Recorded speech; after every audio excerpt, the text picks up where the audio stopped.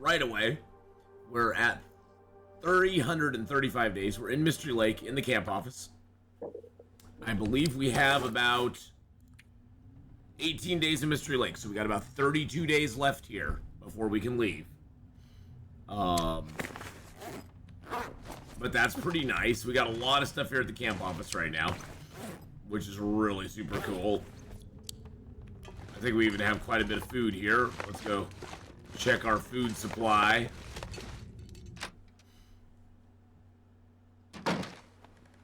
Oh, we've got meat pies and stuff, and we got some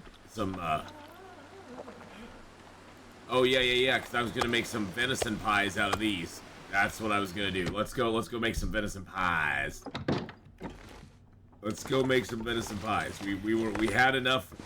We had enough that we were just gonna do it. Behind. I know, buddy. I know, Will.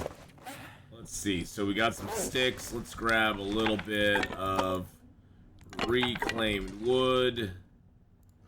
Get this fire started.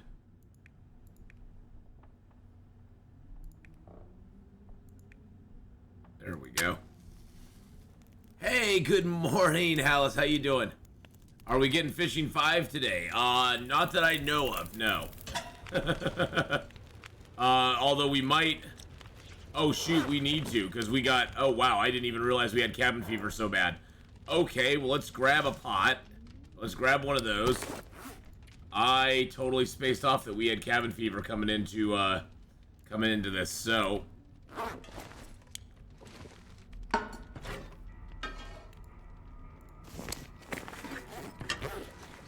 Let's get a torch, light it up.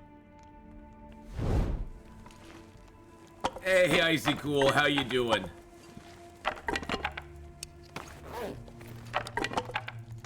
So yes, we will be getting some fishing going on today. Actually, you know what? Let's I don't know if I have what it takes to make a fish tip up. What does it take to make a fish tip up?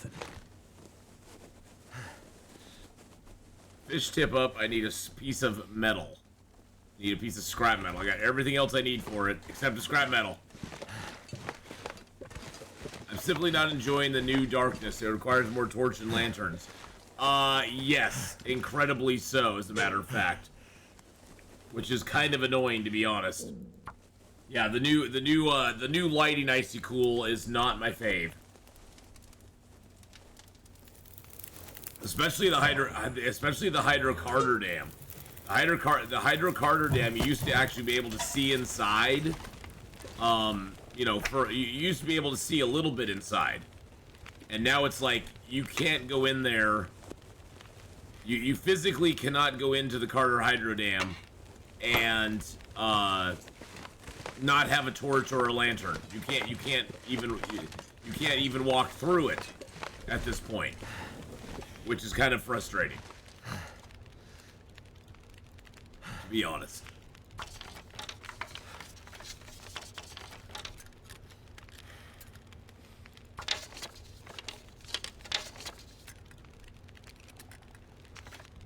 All right, we got a couple of fish tip ups now, so that's good.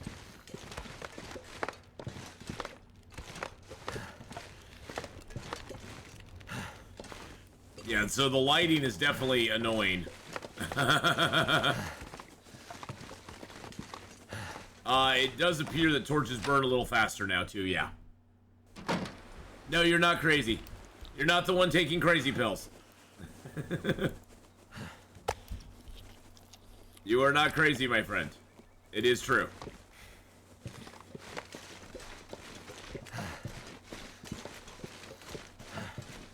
Nope, torches seem to be burning faster. We need them inside. We need them inside for, you know, for more and more buildings now.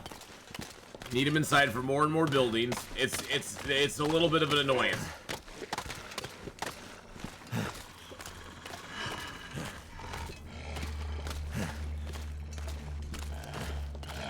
I am an expert on crazy pills. I have been on them for a long period of time.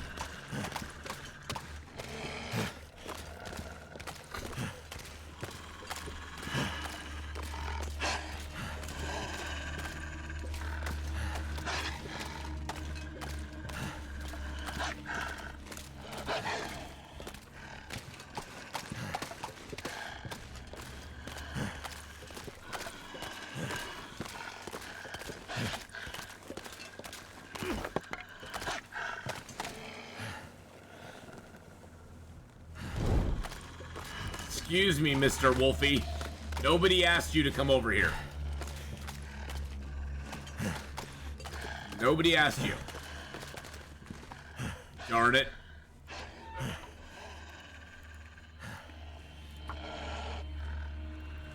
Hey, Branjam. Hello, hello. Bork. Woof.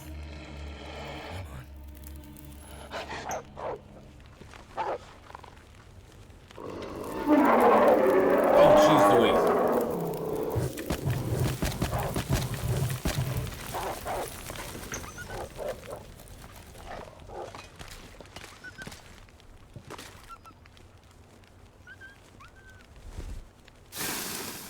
Jeez Louise.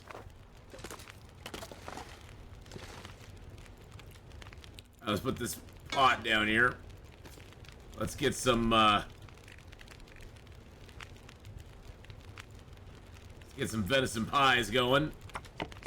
There we go. Bad doggo, I know.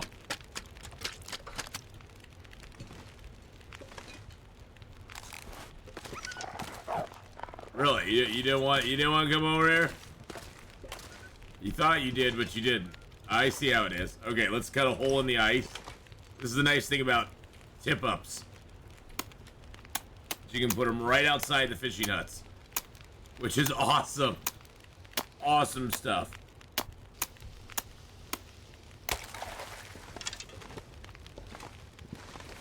All right, let's just put a fish tip up there. There we go.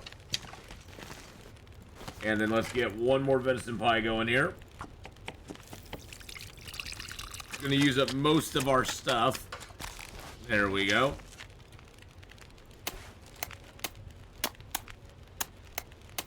Might as well do some fishing, boys and girls. Some fishing and some dishing. Alright. Now I will get a little bit of water going here while we do some fishing.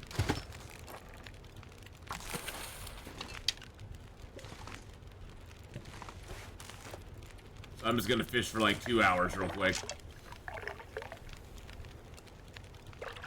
Probably won't catch anything in this time, but that's okay.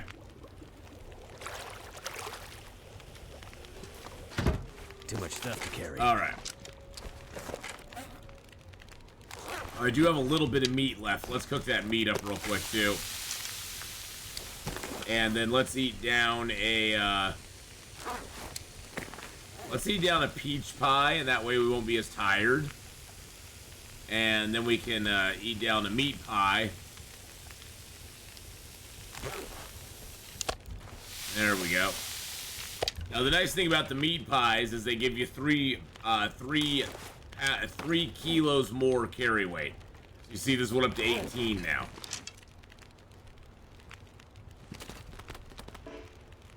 There we go. The bad thing about the peach pies is they make you a little bit headachy. It gives us the headache quality, which I think can't you get rid of the headache with? Can't you get rid of the headache by taking a? Oh no, I guess you can't. Thought you might be able to, but I guess you can't. Oh well. That's life. Hey, Gaming Charlie, how you doing? Surrounded by snow. Nothing to drink. Let's read headache here. Headache from eating a sweet dish. Nope, you can't get rid of it. Alright, so let's go ahead and drink some water. How are you, Gaming Charlie? I hope you're having a good one. There we go. Let's go ahead and fish for like 6 hours. Let's get our stuff going. Oh, my fish tip up just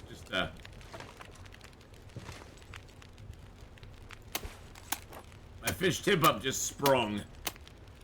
At work for 47 more minutes. I won't tell anybody, I promise.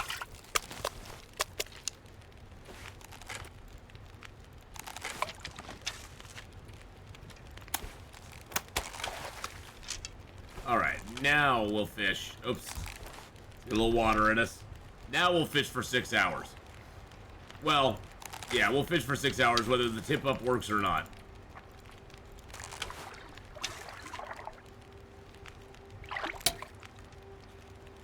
Really? Really? That probably snapped one of my good lines, too. Only got 3 left anyway, so...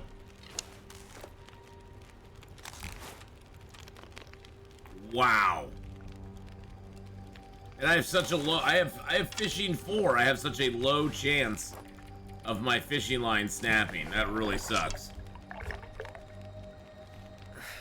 Wonder if I can drop any of this gear. Okay, that got done. Hello, everybody. Hey, how's it going? And welcome to Puppetry of the Fish, It's dusk. Okay. Can't be far behind. where we will talk with everybody and see how they're doing today.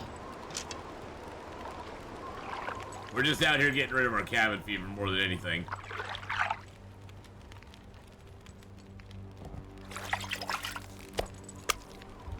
Look at me, I'm the bass. Yay. Hey, everybody. Let's get going. Woo, let's go. 1,499 calories. They couldn't give me 1,500, huh? 1,500 was just too much. Wow. I agree with Fishy. Why was 1,500 too much? Why was that a bridge too far?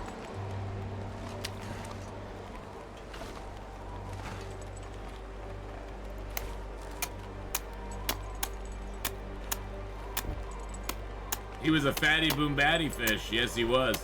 Hey, there's another bass. Nice.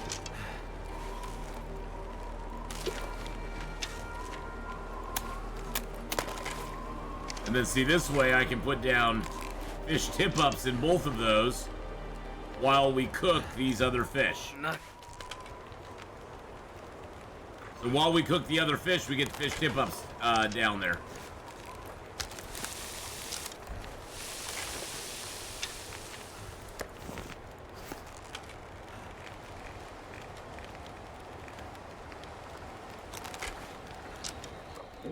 I wonder what it takes to make the,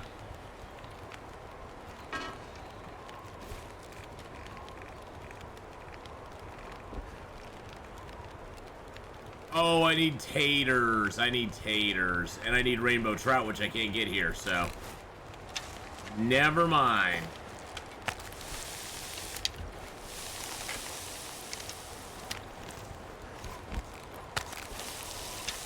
Never mind.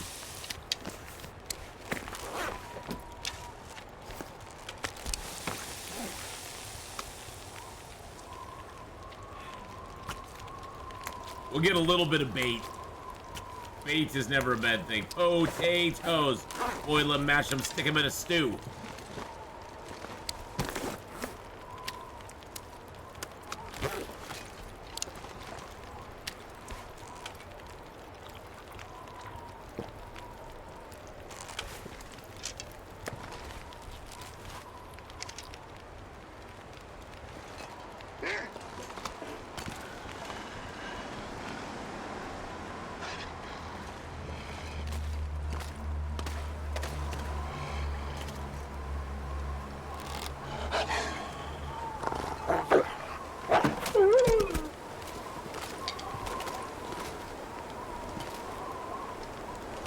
Perfect. And he's within distance. Because unfortunately, even though it doesn't tell you this fishing bait makes smell. The fishing bait is smell on yourself. It won't tell you that it's smell, but the fishing bait does cause smell. I'm not sure I can carry much more. So just beware of that. Alright, let's throw some more reclaimed wood in there.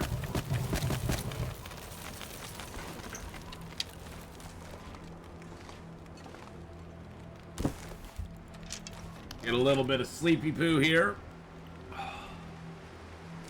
Yes, he was the doggy dash, Alice. That was doggy dash right there for you. Of course the fish tip-up triggered as soon as we fell asleep.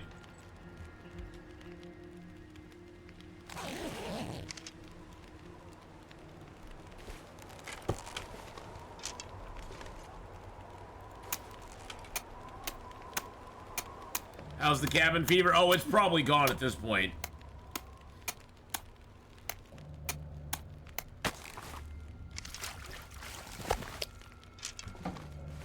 Oops. Where did those go? Ah, here we go. I'm gonna bait these this time. I'll put a little bait on there. There we go. We'll check the cabin fever here in a second. Really? Really?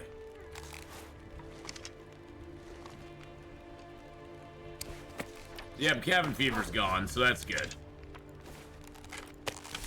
Cook up a little more bass, though, because why not?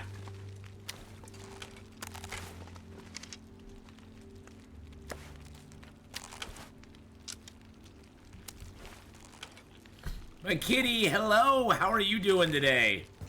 Hope you're having a great one.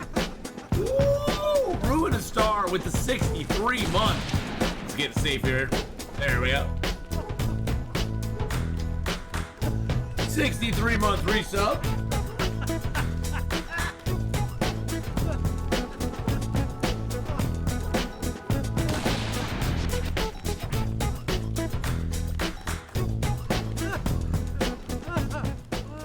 Thank you for that 63 months. Star just resubscribed for 63 Whoa, months. let's go. Atheenon, gone fishing. Yep, Atheenon gone fishing. Yep, we have gone fishing. That is for sure.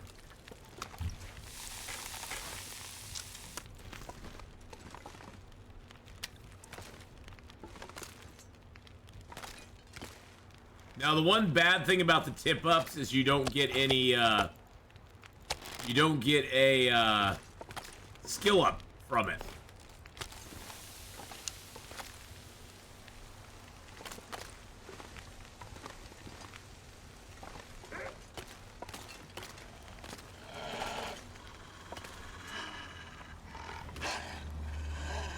It's the one downside.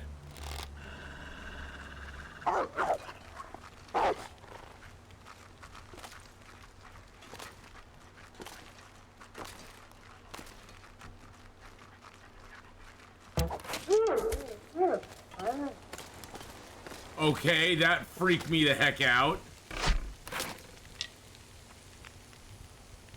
What the freakity frack was that? What just happened there? Goofy McWolfie, I know. He got stuck in the front of the... Something's gotta go. He got stuck in the front here, and now he's sitting on top of my pies. You little bastard, you're sitting on top of where... I can't even... My pie is under your butt. I have a pie right under your butt, you jerk. Now I have to harvest you the whole thing. Yeah, he wanted the pies. I think you're right. He wanted the pies. He's like, Atheenon, give me your pie. I was like, no, you can't have my 3.14. My 3.14 is only for me.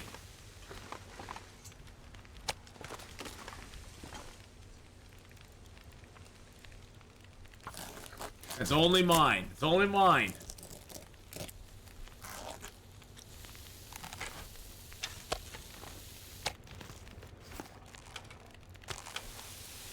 I do have tasty pies though. I cooked them up really good.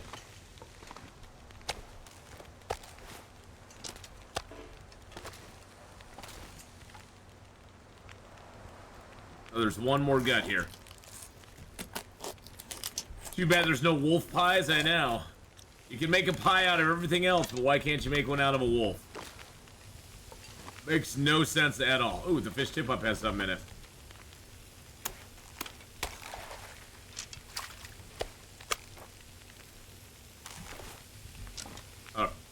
Alright, so we got 19 minutes left on that. Let's do that.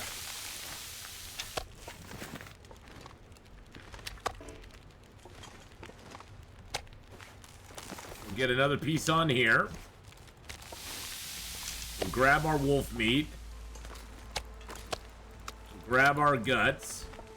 We'll grab the pies that we can see. I'm gonna eat one of those. We'll grab our fish. Pack is getting kind of heavy. Yeah, but not as heavy as it would have been if we hadn't ate that pie. I didn't know you could fish for wolf meat now. Exactly. Well, that's what we're doing, Gaming Charlie. We're fishing for wolf meat. It's like fishing for compliments.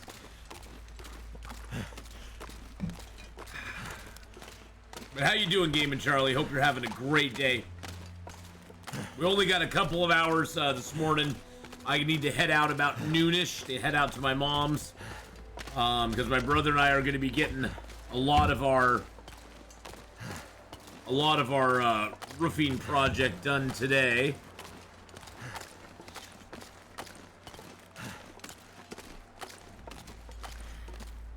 Doesn't look like they have rain out there right now, so that's good. Funny thing is, I have rain here, but they don't have rain out there. Go figure.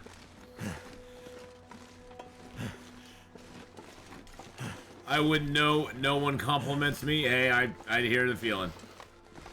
I hear the feeling. I know that feeling. Atheenon takes no holidays. Oh, is it? Oh yeah, it's a holiday today, isn't it? No, I just kind of totally forgot about the holiday. I just kind of forgot about the holiday, to be honest. Hey, Casadar. Hello, hello. How are you, darling? How's it going, Casadar? I hope you're having a great day.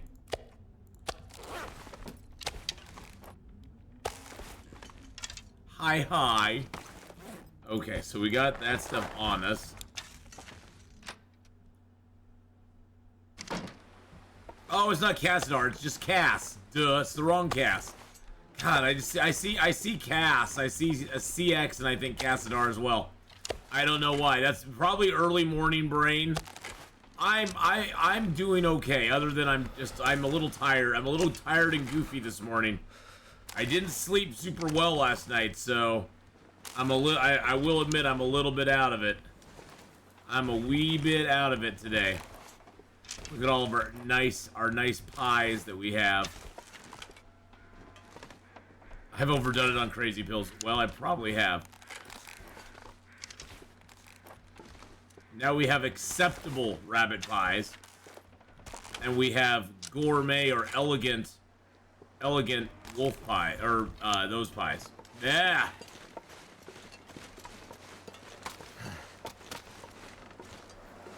But no, I'm doing good. How am I finding this challenge? I'm having a blast with it. We are now, I believe, 19 days in. 19 days in Mystery Lake. We only have 31 days left to go.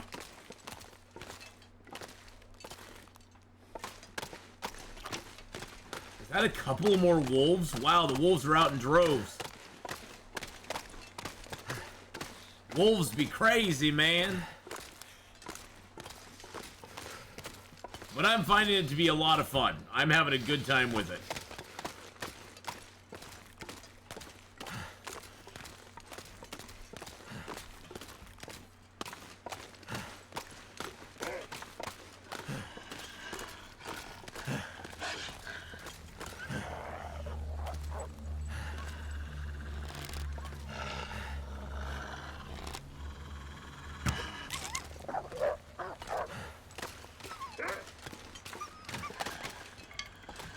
Really? Wow, there's 3 of them out here.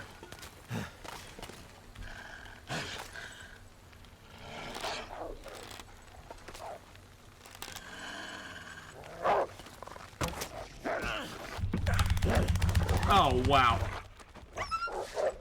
Wow. Mean old wolf. I even hit him, didn't I? Yeah, I even hit him. And he still did damage to me, little jerk. Still did damage to me. Let me make sure on my bedroll. Bedroll's okay. Clothing got dinged a little bit. Health really didn't get dinged too much.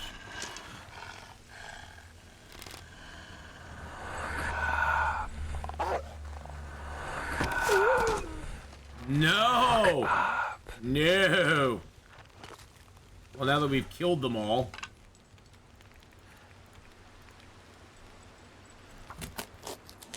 They want my pies. I know. My pies bring all the wolves to the fishing hut. My yummy pies bring all the wolves to the fishing huts. Damn right. They're better than yours.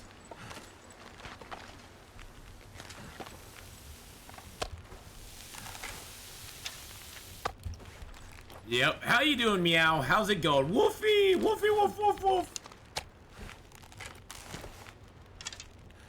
Okay, let's cook... let's cook that.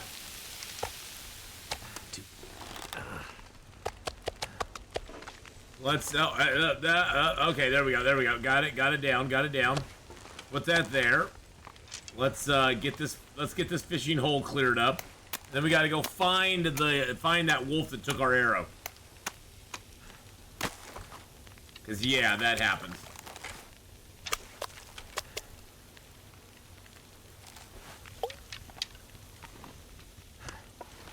Alright, let's get a drink of water. How am I doing? I'm doing good. I'm doing pretty decent.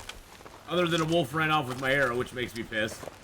Did he really, did one of those wolves really smack my ankle? He did. That was mean of him. That wasn't very nice.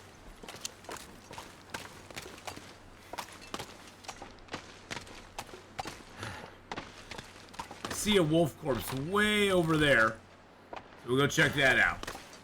But no, doing good. It's a short stream today. I'm going out to work at my mom's and get some of the finishing touches done up on her roof with the roofing project we've been doing. It's now starting to get a little bit into the... It's getting into the not so sunny part of the year, so... Now, I don't know if this is the one that has the arrow in it or not. Oh, it does. Look at that. Look at that right there. Bam. Got my arrow back. Atheenon got his arrow back. It's like how Stella got her groove back. It's only better though because I got my arrow back. So that was 1, 2, 3, 4, 5. Yeah, that was like 5 or 6 wolves out here on the lake. Damn.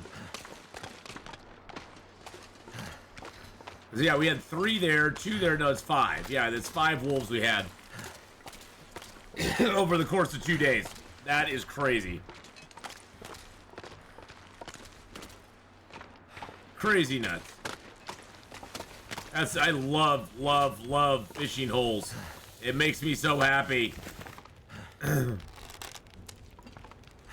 It makes me so freaking happy.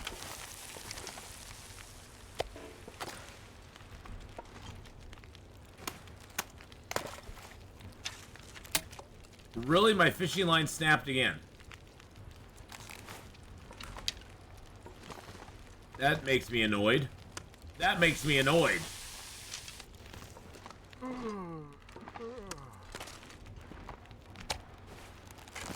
How much time we got on this fire? 4 hours? Still nice. That's just enough time to run some of this stuff back to the house over here, grab a little more wood, bring the wood out, and spend another night out here so we don't get cabin fever risk again. I mean, realistically, we could go to the overlook up there and sleep in the cave, and that way we wouldn't even need a fire. But there is something kind of satisfying about being out in the fishing hut and getting some fish while we're doing it. There's something satisfying about that.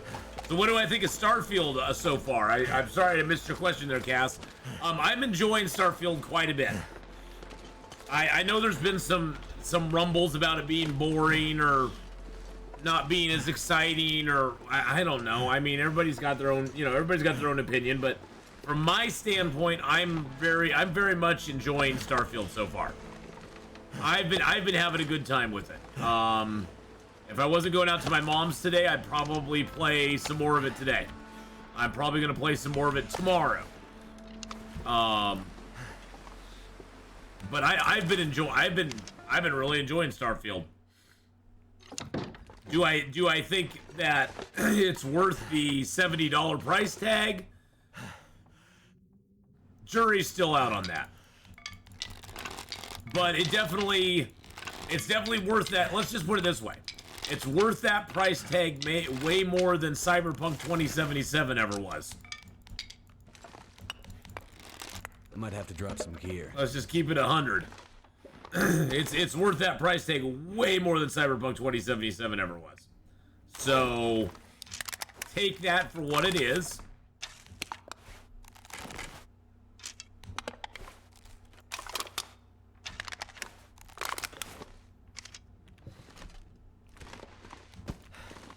Cured and cured and cured and cured.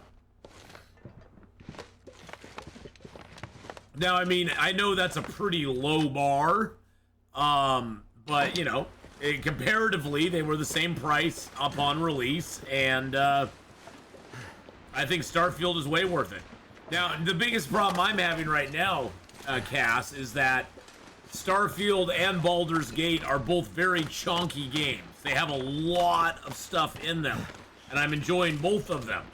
So the biggest problem I'm having is like balancing playtime on both of those, because I really enjoy. I'm super enjoying Baldur's Gate, and I want to play more of that. And I'm super enjoying Starfield, and I want to play more of that. And I just don't have enough time. I ain't got the time.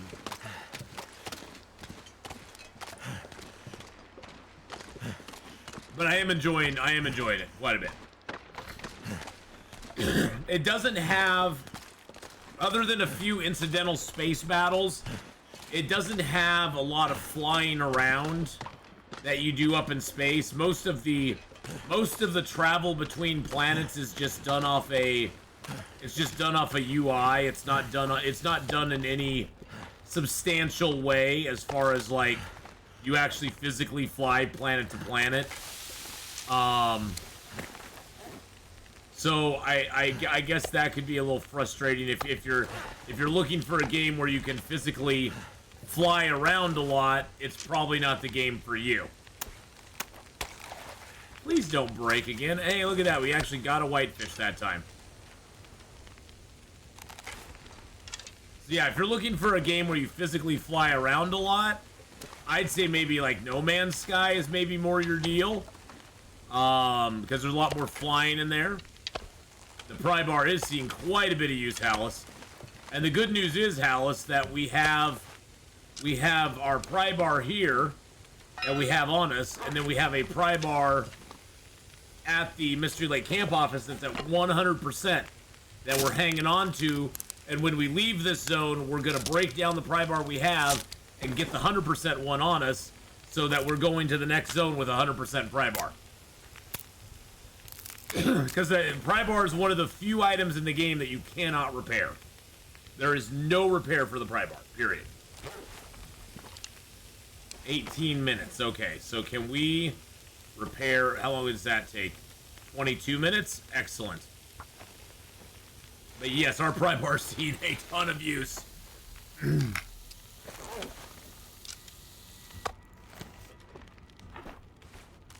Alright, that sewing kit's gone. Boop, there we go.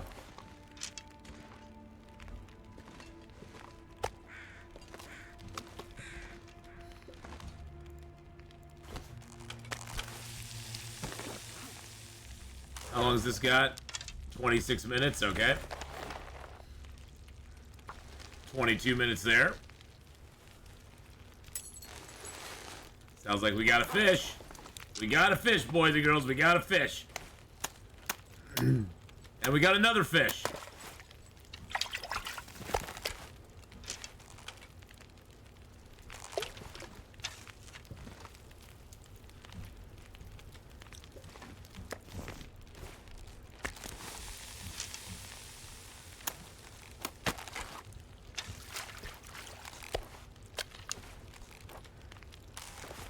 The only thing I hate about the fishing like that is you get no skill ups. That's, I said it before, I'll say it again. That's the only thing I hate is the lack of skill ups.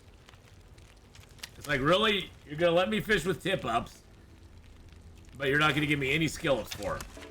I mean, I sort of get it. It's not like it takes a lot of, doesn't take a lot of skill to fish with a tip up, but I mean, you gotta still set the thing. You gotta still, you know, keep track of it.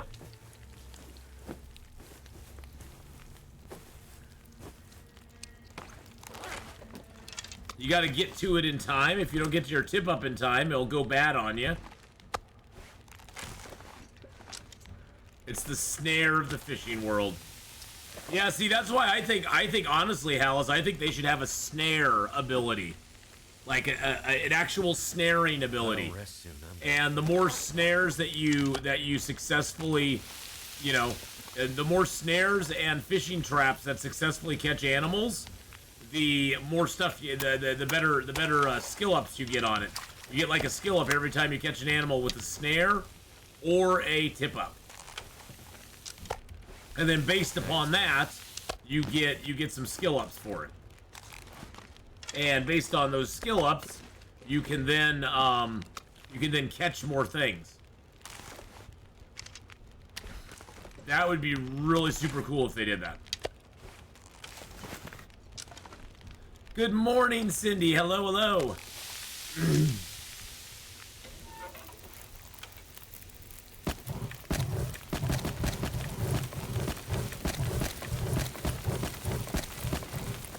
It is going super duper good.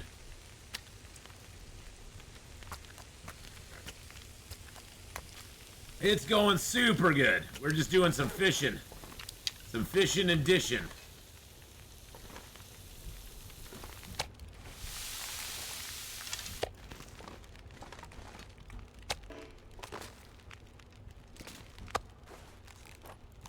That one's not going to take very long. I'm just going to cook that up.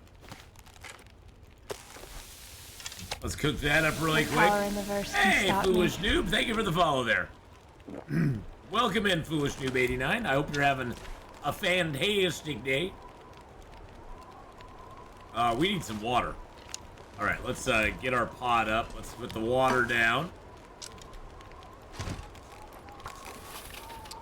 Yeah, I've already mapped out a lot of the zone already. Actually, we'll eat one of our rosehip pies just to get it gone, and then we will mend up our deerskin boots. We got a little hit by a wolf. Oh, there's a trap right there.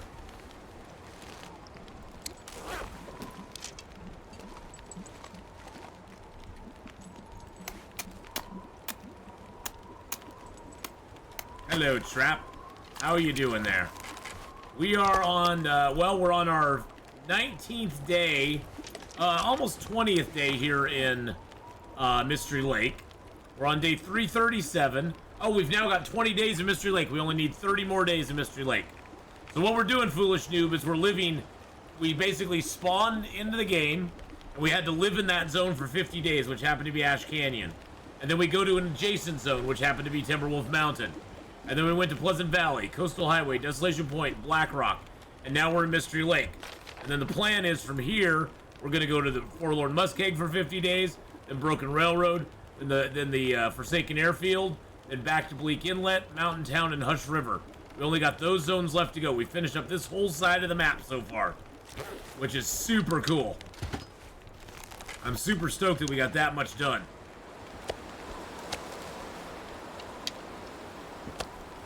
Okay, so that meat's all good. I'm gonna have to leave something behind.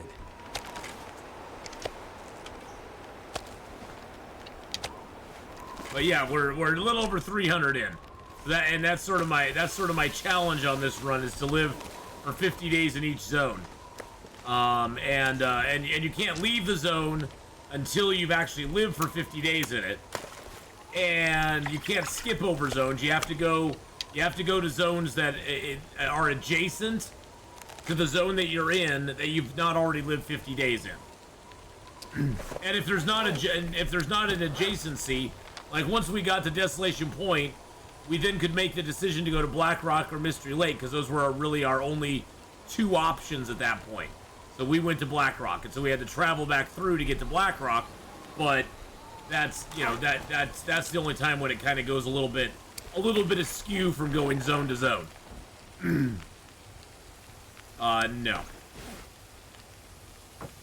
And when we leave a zone, we cannot use any pies or anything like that.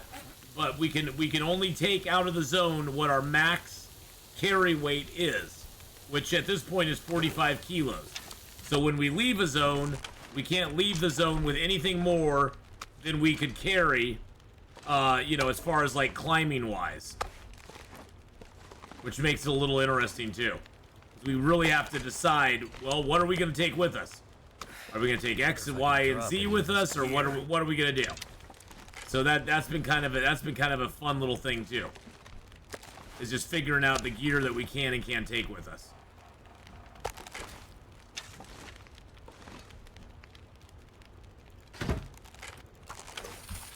I'm just gonna get some sleep for 2 hours. We aren't really sleeping for health, so my current run is on day 175 on Loper, trying to repair transmitters currently in Mountain Town. The transmitters are an interesting thing to do for sure. I haven't done a lot of I've done some of the transmitters on this run so far. I think I did the yeah, I did the one in Black Rock, Desolation Point, and Pleasant Valley. And then I've got 3 more. I've got the one in Forsaken Airfield, the one in Forlorn Muskeg, and the one in Mountain Town.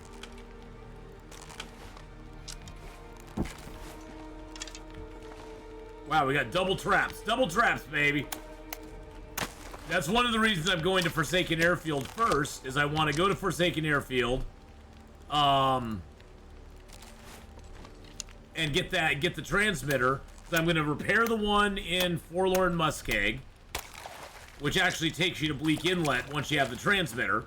So I'm going to repair that one, and then we're going to go to Forsaken Airfield, and then we're going to come back and go to Bleak Inlet. That way we get the bunker there, and we get the bunker in Hush River Valley when we repair the one in Mountain Town. Which will be fun, because the one in Hush River Valley has a workbench at it that we can actually utilize, which will be awesome. Because that's the only big I love Hush River Valley, but the big downside Hush River Valley has is there's no workbench in the zone.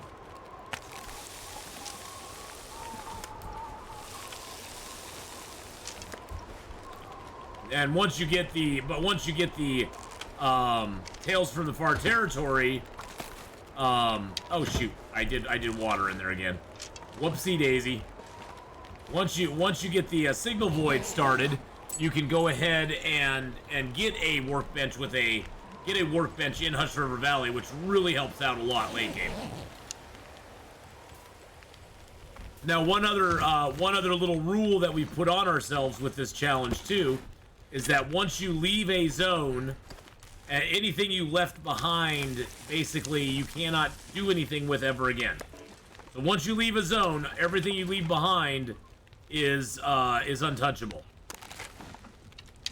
You can't go back through a zone and pick stuff up because you're like, oh, I need more of this or I need more of that. That's why picking and choosing our things that we take with us is very important.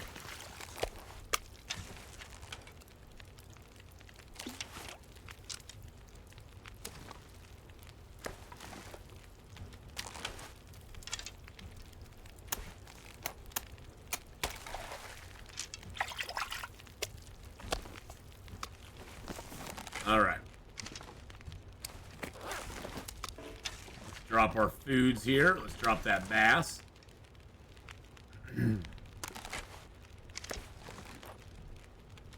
There we go.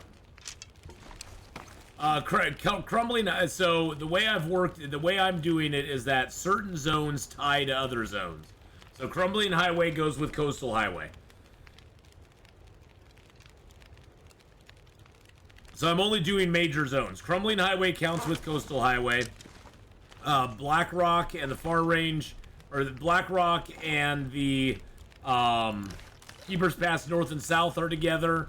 Mystery Lake, Winding River, and the Ravine are together. And so those zones are all tied with one another. And but they don't count. Like, anytime I spend in the Ravine or the Winding River won't count towards me spending time here in Mystery Lake, because it doesn't advance this counter any. So for the transition zones, I'm not doing anything in. No, transition zones are just they're there. I access them as I want to from the zone that I've decided it's in, but that's it. Weevil FPS, how you doing? So yeah, the Crumbling Highway went with Coastal. Keeper's Pass North and South went with Blackrock, and like I said, the Forsaken Airfield includes everything in the new area. So I'm not counting the transfer pass or the far range branch line in the challenge. I can barely walk with this much gear. Ooh, look at all them fishies we got. That's a lot of fish.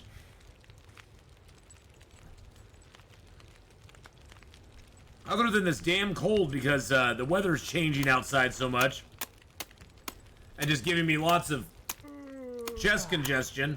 Other than that, I'm doing pretty good. I don't really have a cold, I just have chest congestion, which is annoying as crap. But other than that, doing pretty good. So long, and thanks for all the fish. Exactly. Exactly. How you doing today, Evil Space Monkey? But yeah, no, I'm doing good, Weevil. I'm having a good day. I'm having a good day. Going out in a couple hours to work a little bit more on my mom's place, where my brother and I re-roofed it here this last month and a half or so. We've been just kind of roofing it and getting a new roof up there for her, and we got to go do a little finishing touches today as far as getting it all fixed up for her. All right, let's get a little more fish down there. Hey, Wolf Dancer, how you doing? Hello, hello. Good morning. Welcome in. Listening from work. Nice. She's actually hiring somebody to do the gutters, so we aren't gonna do the gutters. She hired somebody to do that, which is fine.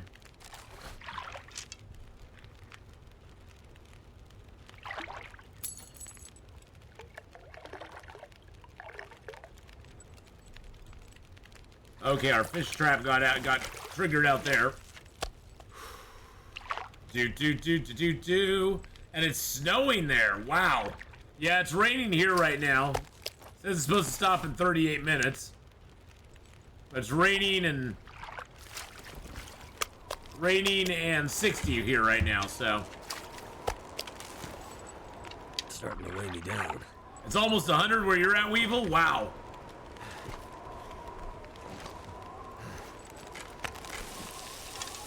Well, we got enough fish to last us for a while now, so.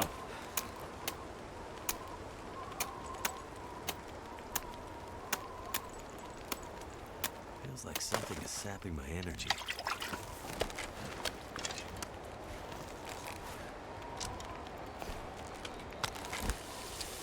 In New York, Weevil? Wow. And you're from Greenland, foolish noob. Nice. I'm from Oregon. I live in the great state of Oregon. I'm freezing, but Ogre just turned my heat on. Say hi to Ogre for me, would you? Say hi to Ogre for me, Wolf Dancer. Oh, wow, we only got 19 minutes left on the fire. That's crazy.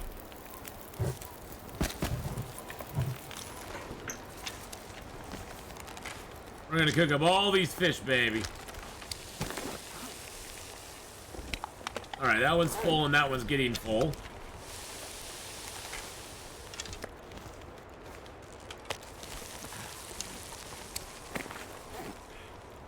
Let's eat a couple peach pies and get some energy back.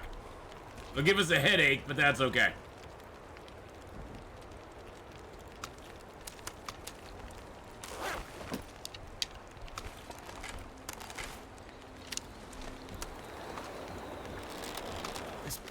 Getting too heavy to I carry. wish fish wasn't so heavy.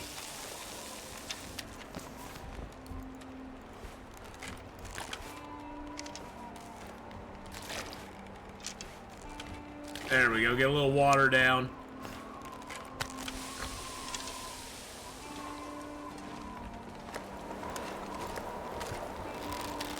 Unfortunately, fish is just such a inefficient way. It's an inefficient way. Get it? Inefficient way to have calories. It just is.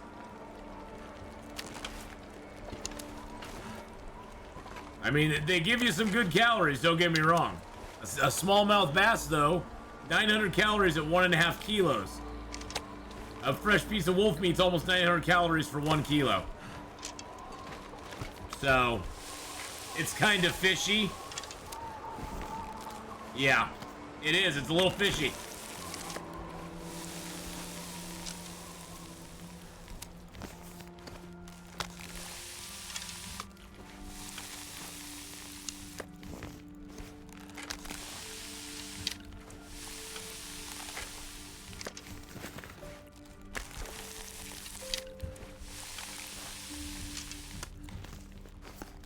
Yeah, I'm just gonna cook these up real quick.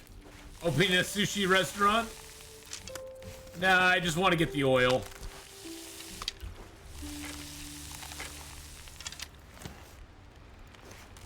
Feels like a lot of gear. Is the game broke, or is that a fishing reality?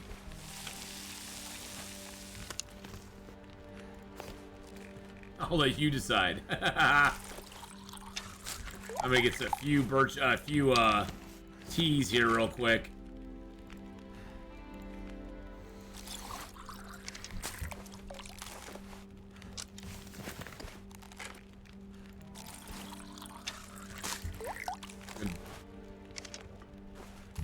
Drink that down to a little bitty bite. There we go. Let's get a couple of coffees made real quick.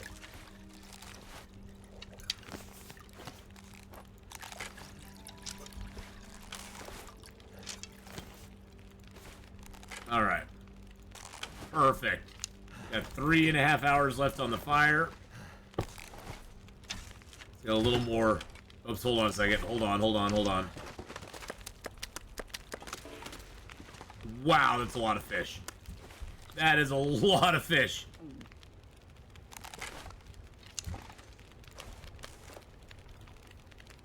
Lots and lots of fish. Okay, and then we got some time left on the fire. We're gonna put 2 liters of water on. Sleep for 2 hours. We're not gonna get all of our rest back, but that's okay. We don't need it all back.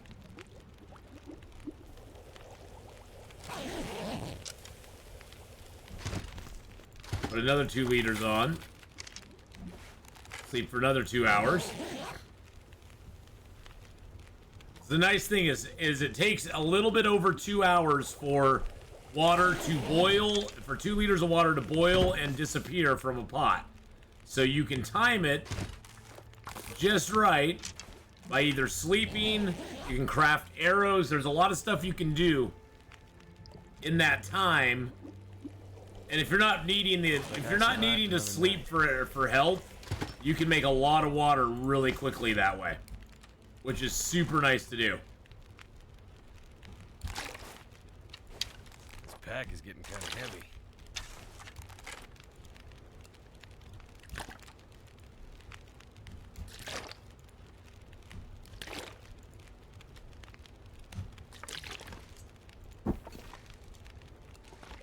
Let's eat this elegant venison pie.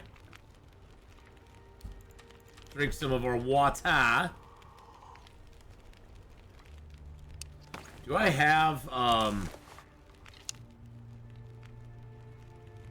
have no... Okay, interesting. Do I have any sticks left? I only have 1 stick right now.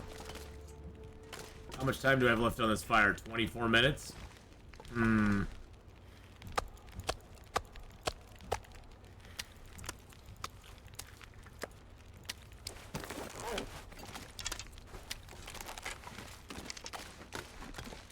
Let's go over here and get some sticks. I don't have any fire hardened arrows on me, which is kind of I don't like that. We'll carry some of our meat over here to the camp office because that's where we're gonna hole up for the most part. The good news is that our cabin fever is a thing of the past. We won't have to worry about that for a while. And then we're gonna go and map up some more of the zone over here. We already mapped up over here. There's that hatch, the prepper hatch up there. We're gonna go map up over here. I still haven't found the, I still have not found the Polaroid for this zone, I don't think. Actually, there's, I believe, 2 Polaroids for this zone. I haven't found either one yet. Interesting. There's probably one up in the clear-cut area that I just never found. So cold in my life. Why do I have frost? Oh my god. Seriously, game? Wow.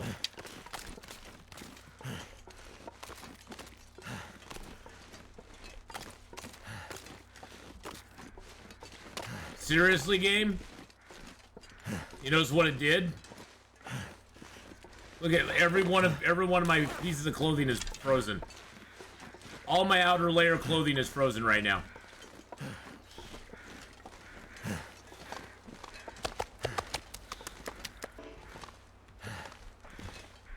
Wow. Wow, wow, wow, wow, wow, wow, wow, wow, wow.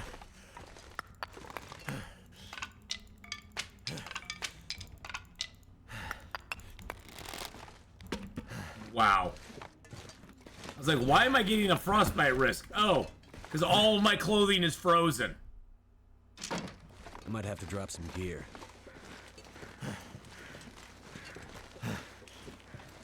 The new way that clothing gets wet and stays wet is absolutely ridiculous. I forgot that I needed. So here's the trick. If you're in a, well, because when you're wearing your clothing faces, it doesn't matter if you're right next to a fire that is 1,000 degrees. It doesn't matter if your clothing is wet, unless you take it off physically. If you're outside, unless you take your clothing off physically and put it down next to a fire, it will not dry out, it will not thaw out. Now, if you're indoors, it does it just fine. But if you're outdoors, it does not thaw out, it doesn't dry out, nothing. Until you physically take it off your body and put it on the ground next to the fire. Which, in my opinion, is absolutely ridiculous.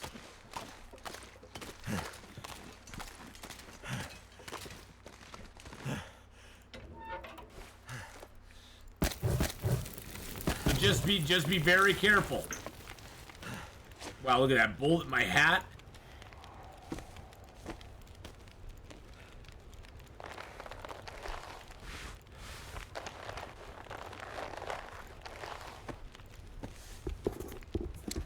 Wow.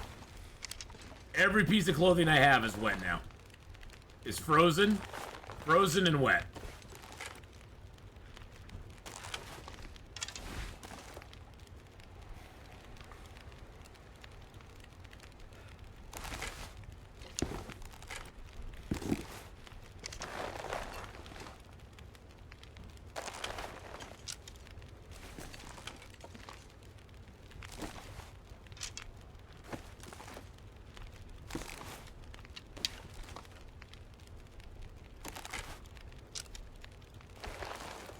And it also damaged all my clothing, too.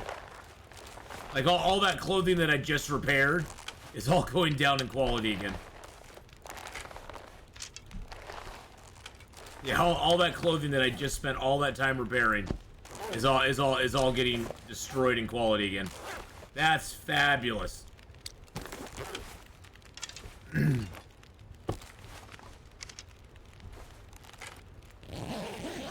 That's fabulous. Well, Wolf Dancer is not so much that it's not like in real life. That's not my gripe. My gripe is that it's a new mechanic added into the game that they never ever have put in any. They've never really explained how it's going to work or what's going to happen with it. They basically just dumped it into the game and went, you know what? They'll figure it out. So yeah, it's one of those that's never been like explained or talked about. it's just one of those things they put in, and they're just like, yep, that's what it is.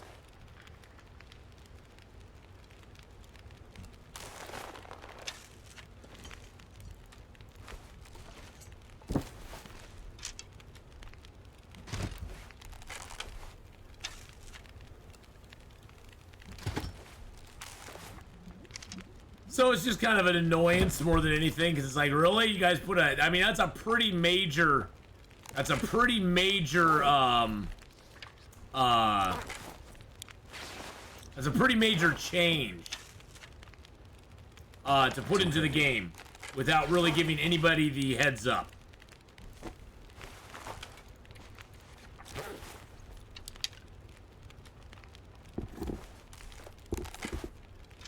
A very major change to put into a game.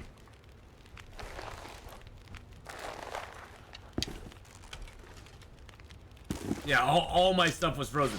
So honestly, the best thing to do if you're in a fishing hut is strip yourself naked and just sit there by your fire, nice and naked.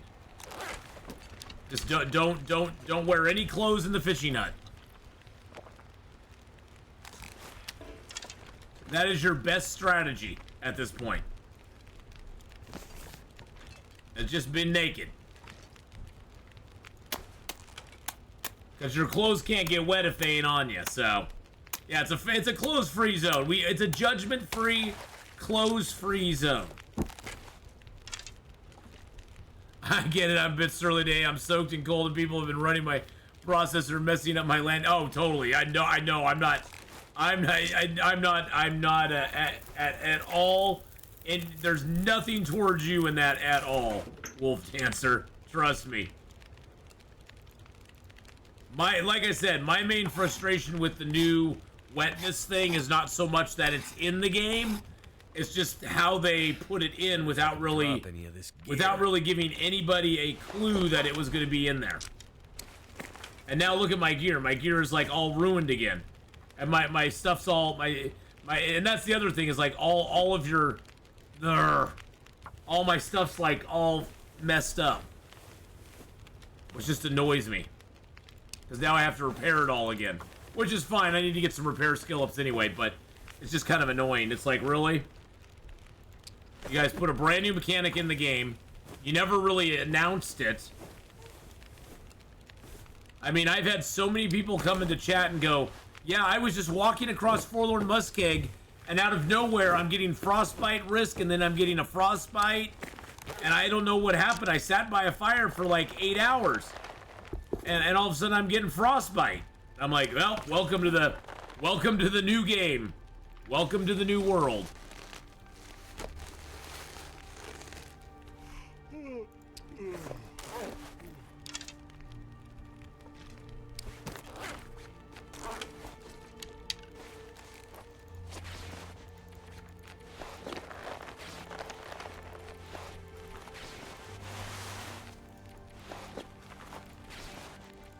All right.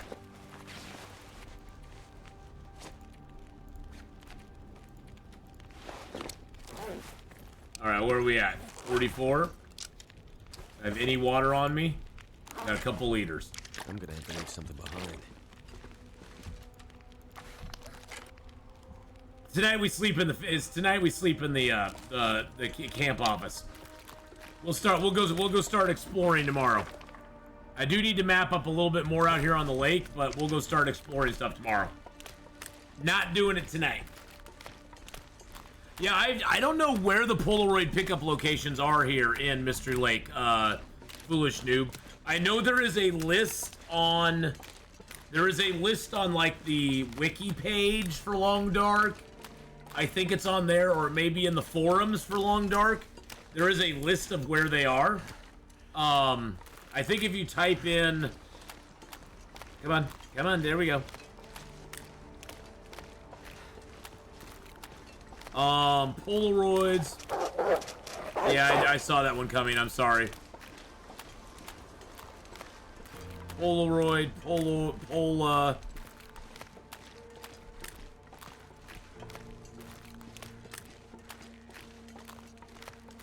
How you doing, Duke? Sorry, I was busy trying to do something, so I was keeping an eye on chat. I know you wanted to get me, but I was keeping an eye on chat. There's a deer right here.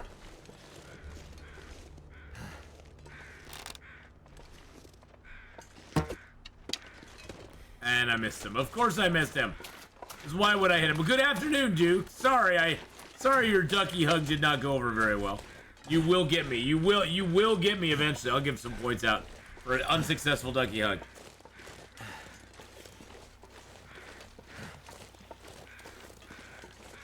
Polaroids and Mystery Lake.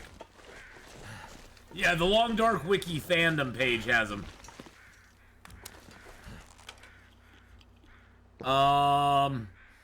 Mystery Lake. On the steps of the destroyed lookout. In the cave in the plateau with the overlook. On the body north of the isolated cabin south of the clear cut. And north of the unnamed pond.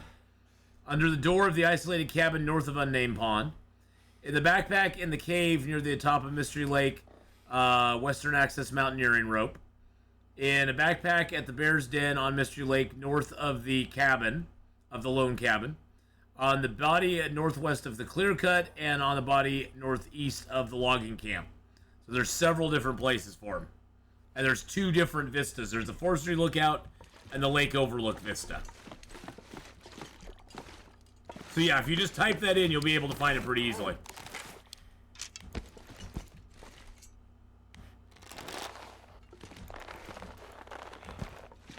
Alright, so we got enough stuff to repair our stuff back up again.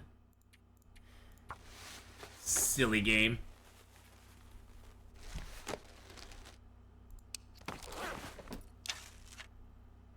Alright. So tomorrow we'll head out to the lake, because I did not check the Bear's Cave. There's a backpack in the Bear's Den on Mystery Lake. So we'll go check that out real quick. I did not look there, so... Oh, of course we get it. Of course we get an aurora. It would have been nice to go outside and see an aurora.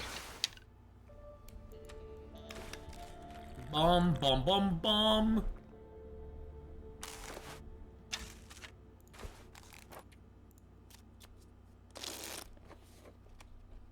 Wait till that gets right above the horizon. There we go. We should be able to do our repairs now.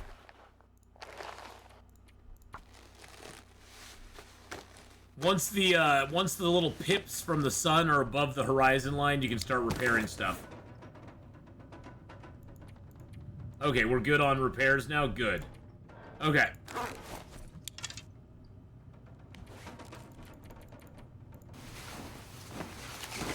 Perfect. The Polaroid, both previous run before the big update, after the update, I couldn't find the Polaroids anymore. Well, maybe they moved them around too. That's always a possibility. One thing I'm curious about. See, it's saying I have 0.4. Gosh dang it! Even though it says 0.5 there, it has to be like 0.49 or something. That really chaffs my hide. You know, I do have 2 potatoes here.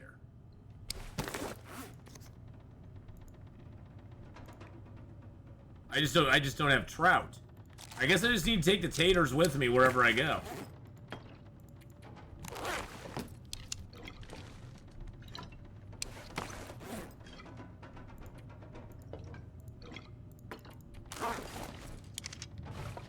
Oh, we got 2 different qualities of cooking oil. I was like, why won't those stack? Oh, they're different quality. Never mind.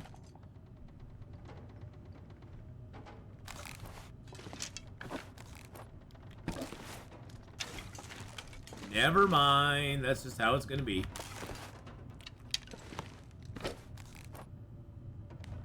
There we go. I'm just gonna drop those here as well. I could use those in the future, I guess. Just leave a little bit of water here. We'll grab water out in the lake because we got it out there. Something's gotta go. And then we're going to drop our oil here as well. Let's fill up our lantern first. Let's drop that and drop that. And then we'll fill the lantern with the small one that we have. And that gives us a couple of good...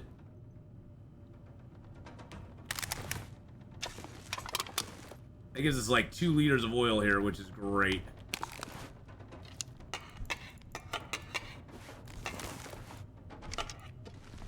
Alright, let's throw the metal in here, if we can. Yep, we can, okay.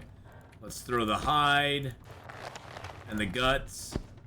Let's grab, do I have any more cloth in here? Oh, I know where I have cloth. I put all the cloth over here because I had so much of it. There we go, grab some cloth. Grab that deer hide that's cured as well. Let's get all the birch saplings up, the maple. That is a lot of maple and a lot of birch. That's more... We're never going to be able to take all that birch and maple with us, by the way. Okay, so the birch and maple...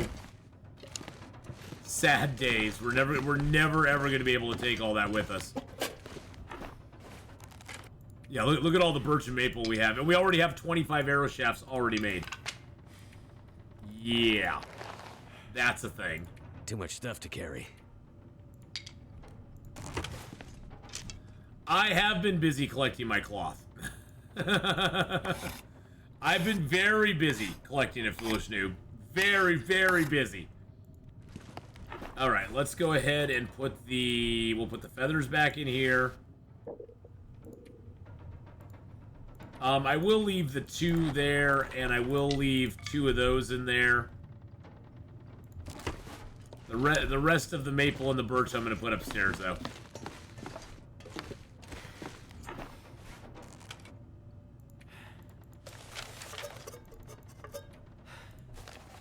All right.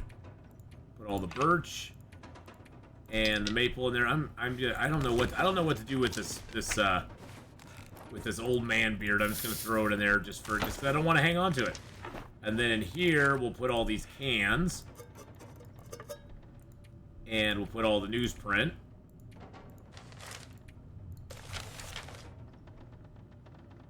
We finally found a mag lens. We finally got our mag lens.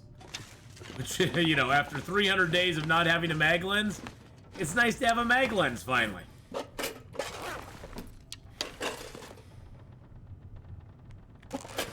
Alright, let's go get something to eat real quick.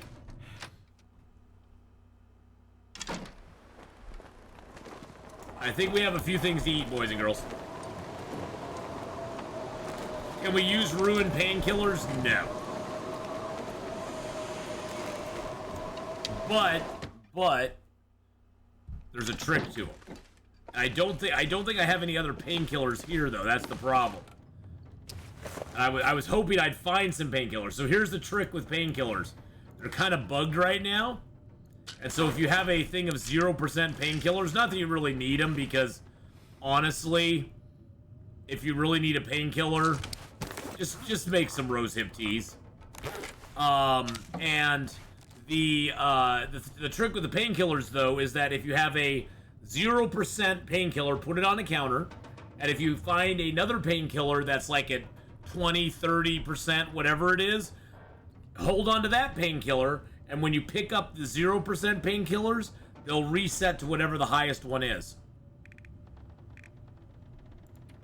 They'll reset to whatever that highest painkiller, or the lowest painkiller is. What meat portions do you like to store your food as? Oh, I like it as 1 kilo if I can get away with it. If I can get away with 1 kilos, I would rather have the 1 kilo pieces than anything else. I'm gonna leave these here. Because it all smells the same.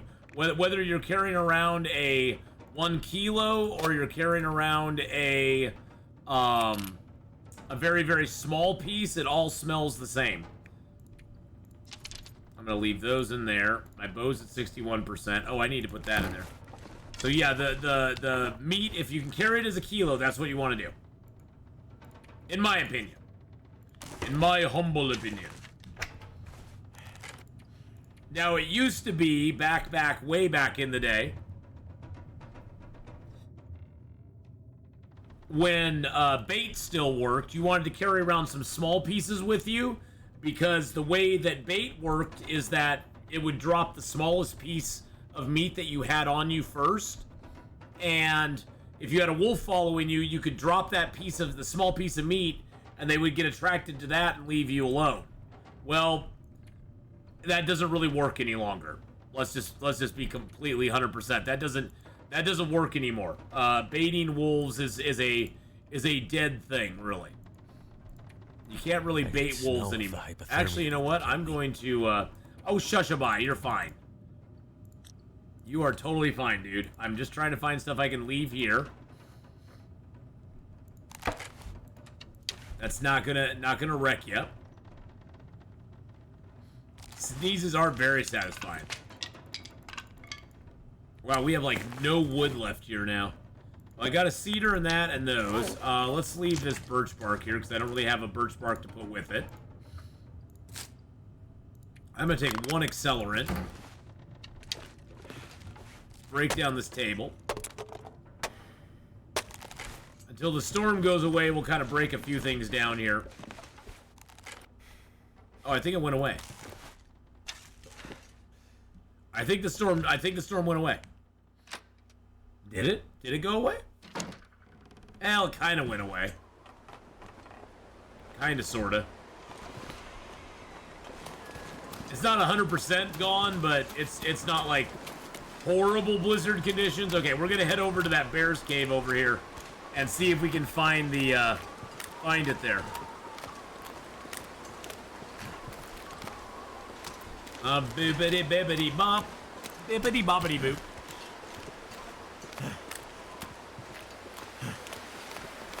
Oh, and by the way, boys and girls, don't forget it is September. So for this entire month, you get 25% off a 1 month sub, 25% off 3 months, and 30% off a 6 month sub. So if you've ever wanted to sub to a channel, now's the time because it's at a discount. So that's always, you know, something fun. Okay, so how much water do I have on me? Not much. Let's grab a couple liters. A shush. Shushabai. Oh, jeez, Duke, stop it. Duke. Okay, you got me that time.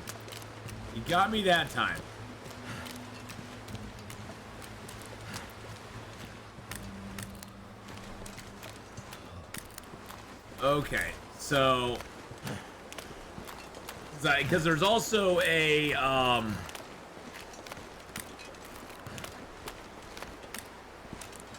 body north of the isolated cabin, south of the clear cut, north of the unnamed pond. That is a very specific place to go look. There's also a backpack in the bear's cave, backpack in the cave near the top of Mystery Lake, western access. I've already looked there, I think. The steps leading to the destroyed lookout.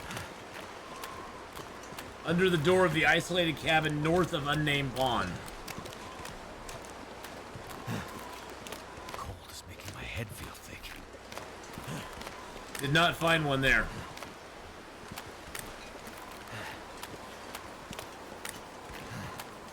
Well, we'll go check the bear's cave over here because we know the bear's not spawning over here. We killed the bear by the unnamed pond. And now we're going to be... I think we have the bear by the clear cut otherwise, because there was no bear here as far as I can tell.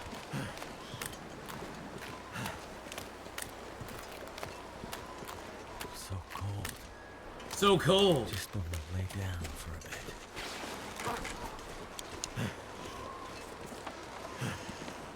Then you can do a dance at the cave. Hey, there we go. Let's just get warmed up here real quick. Ah, nice. Get warmed up a little bit more. Ah, nice. I'm gonna grab that book to start a fire with. We checked everything in here, right? Okay. These cabins out here have a lot of wood that you can utilize and break down. I wouldn't do it all at once, but you can definitely do it. Power in the verse can stop me. Hey, Chibers, how you doing? I think that's how you say the name. welcome in, my friend. How's it going today? And no power in the verse will stop you, my friend. No power in the verse.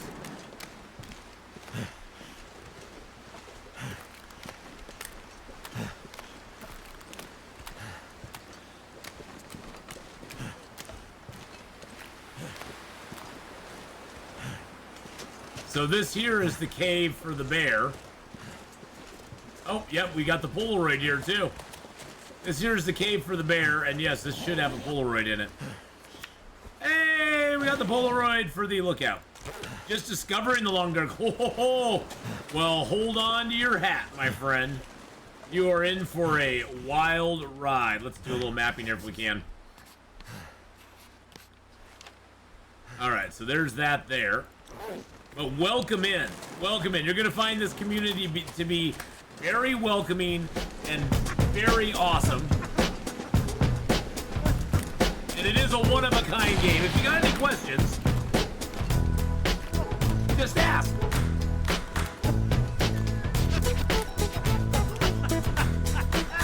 And we'll be welcome.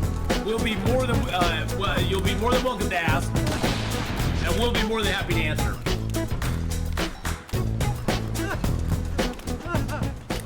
Thank you for the dance there, dude. But yeah, we'll be more than happy to answer any questions you got. And if I don't know the answer, then chat will probably know the answer. So, yes, that was a celebratory dance for finding our first Polaroid.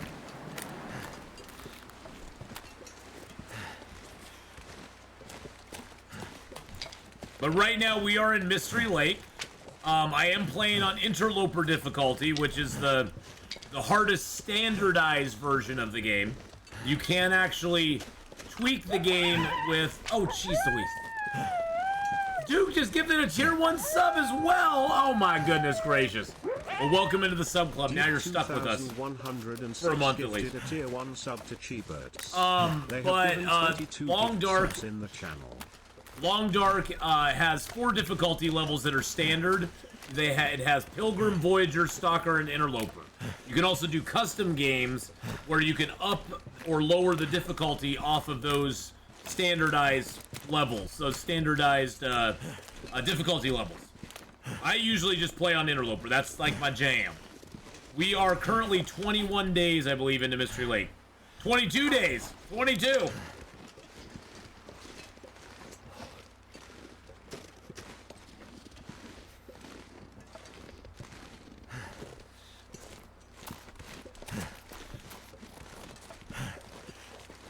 I don't know why I'm doing this. When I get the, after Mystery Lake, we're going to Forlorn Muskeg, because we have to go to a zone that is attached to the zone that we're currently in. So we'd have to either go to Bleak Inlet or Forlorn Muskeg. And the reason I want to go to Forlorn first is I can fix the transmitter tower there, and then we can go to Broken Railroad and Far Territory, or the, Forsaken Airfield, and then when we come back, we can go into Bleak Inlet and we'll have the bunker open to us. Yay. And then Milton and oh, I guess Milton is connected. I don't want to go there first, though, because the idea, Mega, is that we go to Forsaken Airfield first, get the transceiver, and then we go to Milton as one of the last zones, fix the tower there, and then when we go into Hush River Valley, we'll actually have a bunker that has a working workbench at it. Because there is no workbench in Hush River Valley. At all. So we don't want to go there before we go to Forsaken Airfield. That's why I'm going to be making kind of a beeline straight across, and then coming back and going through the ravine into Bleak Inlet, and then going to Mountain Town and Hush River Valley. Those will be our last 3 zones. But we still have like 28 days here in Mystery Lake. And then we've got another 50 days in Forsaken, 50 days in Bleak Inlet, or Broken Railroad, 50 days in the Forsaken Airfield. And before we even get to Bleak Inlet. We got a few days to go. Let's just pour it that way. Let's just pour it that way. We got a few days to go there. Hey, yes, finishing in the best zone in the game. Yep.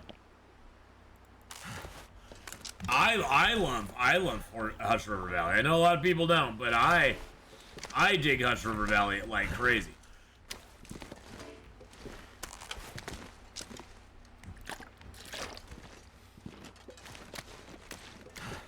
One of my favorite places in the world.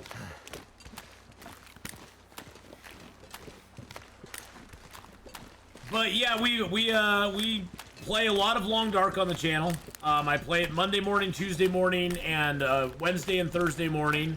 And then then we play it over on the YouTube side. I have a YouTube channel as well. And we play, we're live there Saturday and Sunday mornings at 8 a.m., 11 Eastern. And we play Long Dark there on Saturday and Sunday mornings. We've also, I mean, lately, of course, we've been playing Starfield. We've been playing some Baldur's Gate. Sunken Land is one that I've been playing lately as well. Sendoku Dynasty is one that I've been playing with. We've been playing some Civ 6 and Stellaris on the channel lately. All that sort of stuff. Hey, White Runner, how you doing? I do enjoy playing Long Dark. It is my comfort zone. It's my comfort game. My comfort food. Soon we're going to be doing a run-through of Detroit Become Human. Which, if you've never seen Detroit Become Human, it's a fantastically fun game. Lots of choices. It's what all Telltale type games should be like. Lots of choices, and choices actually have consequences. You can actually lose main characters in the game, which a lot of the Telltale games, my biggest complaint with a lot of the Telltale games is that in one sense decisions in the game seem to be important, but on the other hand it's kind of blatantly obvious that certain characters are going to make it through no matter what. And so your decisions, they seem to have less importance when you realize that certain characters are meant to make it through. Where in Detroit Become Human, the game can pretty much, the game can literally end at multiple points. At multiple points, the game can just be over. And you're done. And there's no continuing. Yeah, that's the thing. Yeah, in Telltale games, the decisions branch off for a little while, and then you're back on the main track.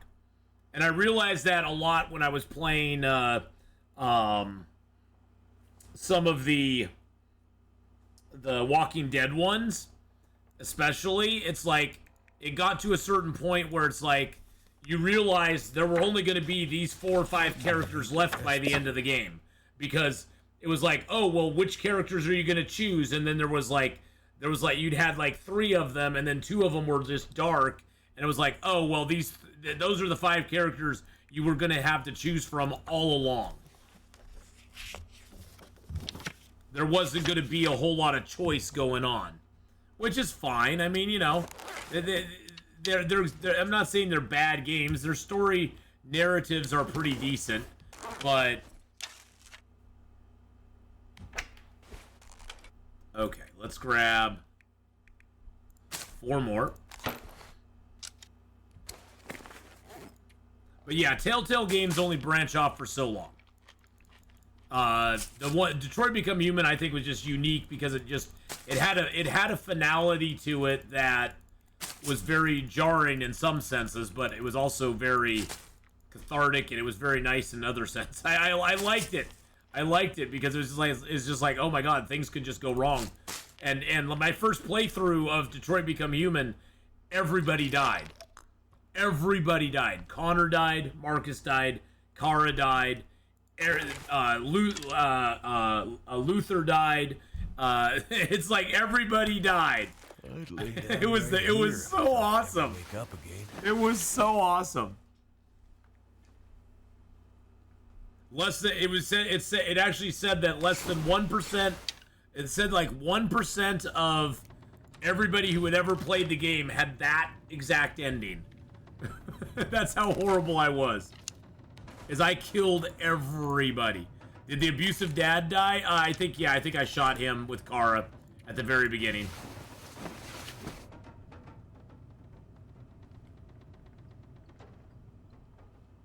Which he's not even an abusive dad, Mega. They were robots all along. I mean, they put him in that role, but you could theoretically argue he never really abused anyone. You know, it depends on whether you're looking at the androids as actual sentient beings that could be abused or not. It's sort of like if I went out and took my toaster and dropped it off the balcony, am I abusing my toaster? I mean, you know, I'm not saying that what he was doing was right, because I believe those androids actually were kind of alive and had feelings and stuff. But at the same time, you could understand it from his perspective, where he's like, well, it's just a machine. It's just a machine. I know. What did the toaster do? It burnt my toast. Damn it! It burnt my toast. Don't tell me that the toaster did nothing. Don't tell me the toaster was not complacent in the burning of my toast. It did it on purpose. Damn it. Yes, I guess I would be littering now. That is true. So I love that though, because Detroit. Here's the thing I loved about Detroit as well, is Detroit gave you all the options. Detroit just gave you options and set you loose upon the world, which I found to be very awesome. You know, there are some acts and some scenes in Detroit Become Human where there isn't a lot of direction that you can take other than the direction it wants you to take. But there's definitely very consequential choices that you make in the game that change the entire way the game goes. Especially how you deal with Hank, how you deal, how Kara deals with the little girl. What's her name? I want to say Emmy, but that's not it.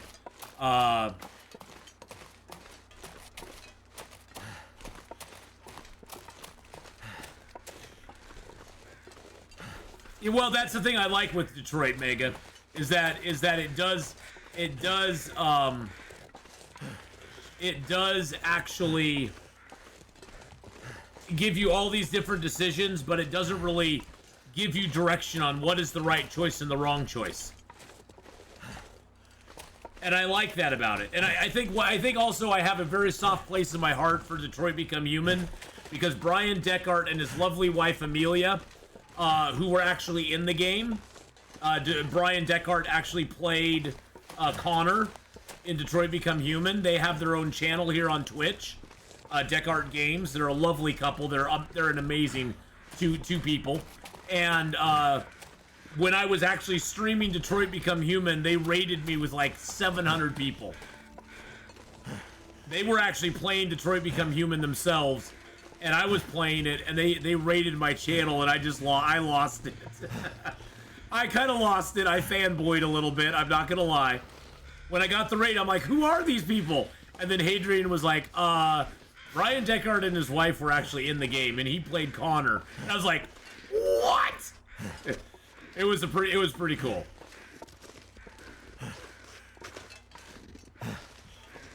But Detroit is an amazing game, Mega.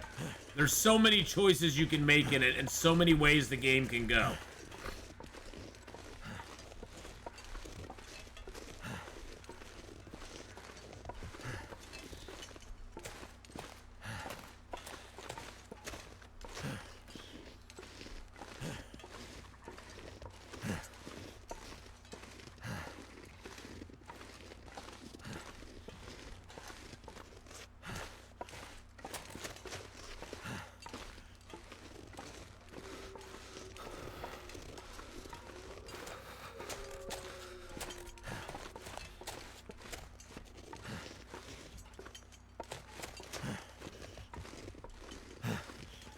We're gonna go get our mapping done up here. But yeah, we're gonna play Detroit Become Human this month. Probably more mid-month. I'll play it. Oh, there are ptarmigans right here. Hello, ptarmigan. Place to escape this cold. They're all like, get away! Get away! Athenon's a big bad wolf. Get away from him! Wait, there's the ptarmigans right there. Oh, that's wild. They're right there. They're flying away. They're like, goodbye. So we got the Polaroid for up here. So we're gonna. I don't think we'll be able to map right now. Oh, we can. Look at that. Freezing. Okay, so that gave us a nice big map there.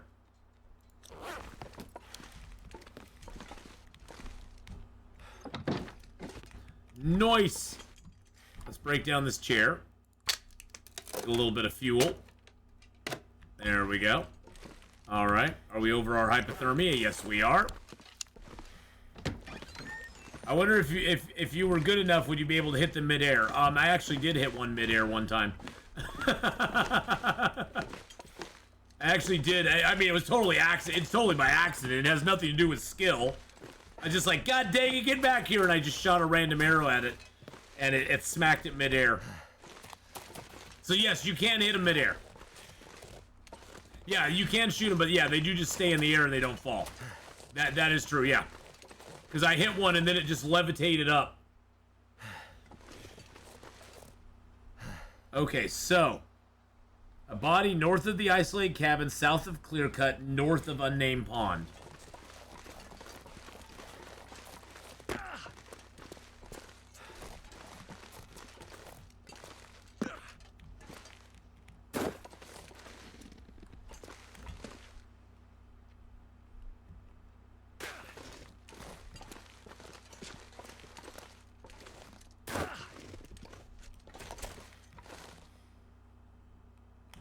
That wolf was trying to get me.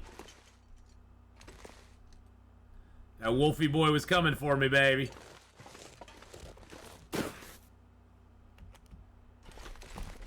He was coming for me.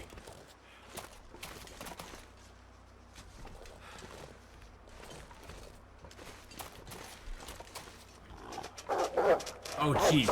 Not that wolf. Not that wolf. There was a real wolf. It was like it was a real live wolf. Like that wolf right there.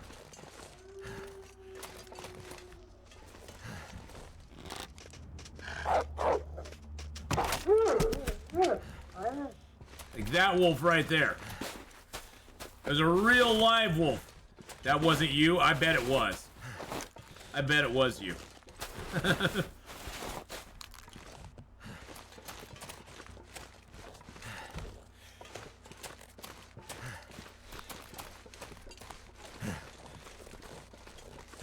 Okay, backpack, blah, blah, blah, backpack, clear-cut logging camp.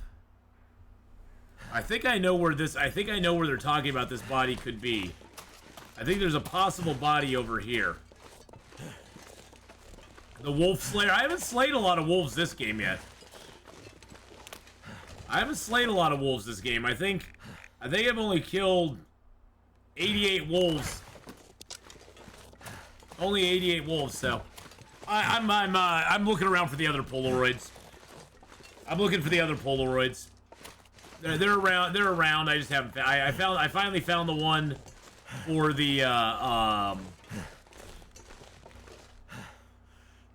lookout tower.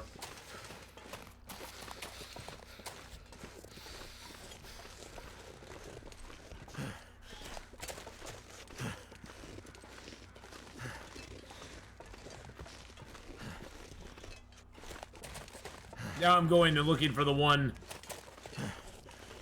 that could be over here. Nope, I don't see it over here.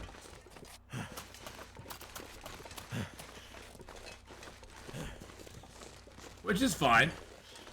So that, yeah, the one on the body north of the isolated cabin, south of Clearcut, and north of unnamed pond is not around. Yeah, we're looking for the second Polaroid.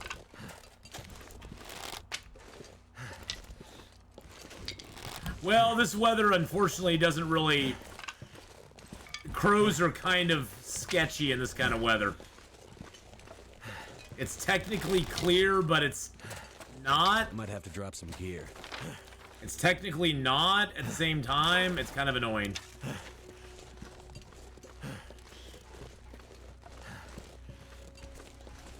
I'm going out in about an hour and 15 minutes. I'll be heading out.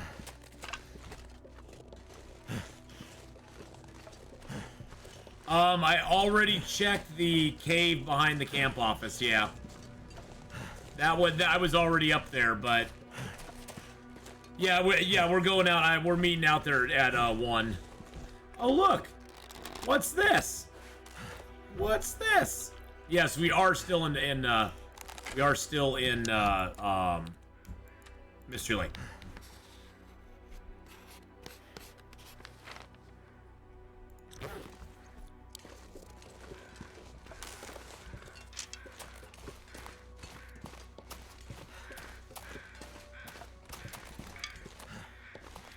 I think this is just a deer corpse over here. Yep.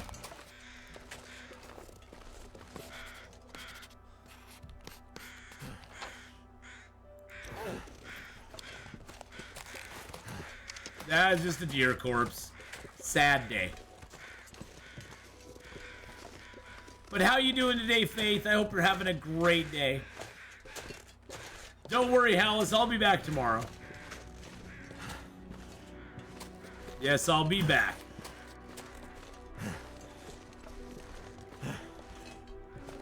Grab some more charcoal here. There we go. Yep, that's where I'm going next, DeBirdie. Because I haven't been over there yet because the bear's over here too, and he scares me a little bit. I'm not gonna lie. I don't like the bear at Clearcut. The clear-cut bear is one of my least favorite bears to hunt. Can't feel my feet. And there he is right there. The nice thing about him being right there is that there's a safe spot to hunt him from. If you get up on this rock,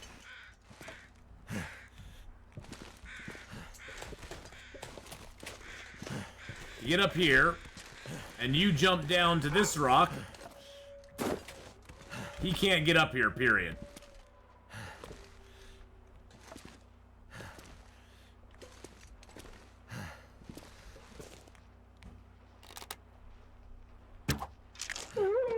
Sit down.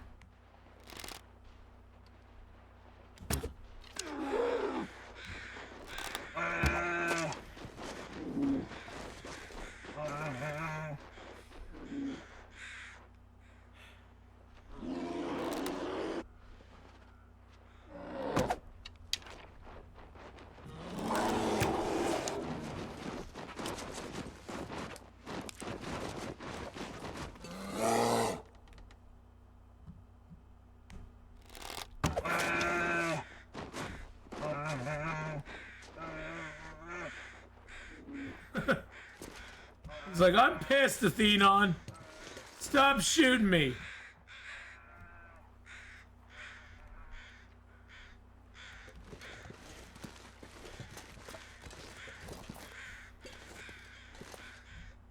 All right.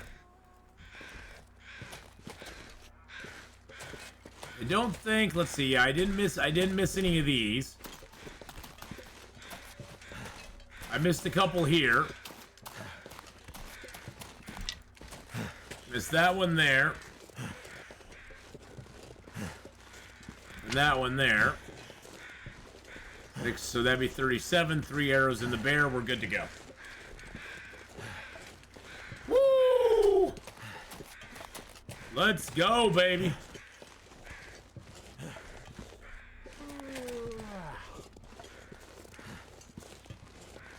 Where's that wolf at? Mr. Wolf, where? Oh, there you are. Like, where's that wolf? Yep, I was trying to find him, but he was not cooperating.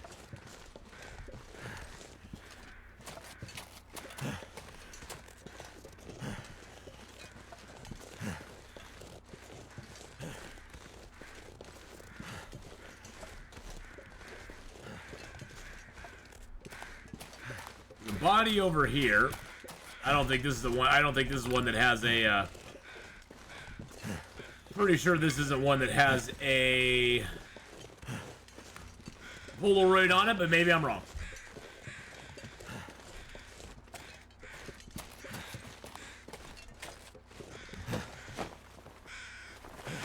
Nope. Yeah, the one,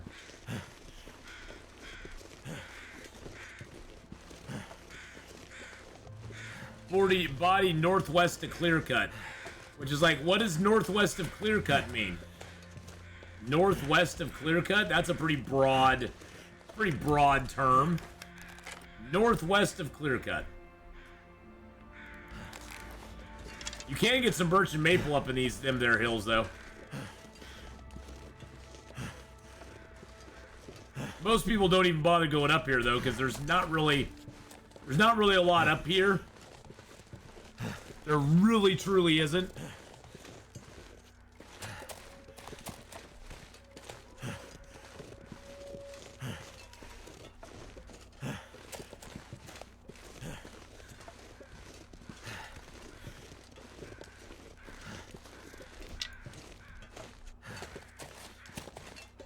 Hey, there's a cairn over there. I never knew there was a cairn over there. I wonder if anybody rode on it. Be kind of cool if they did. Be kind of neat if they did ride on it. That would be just awesome.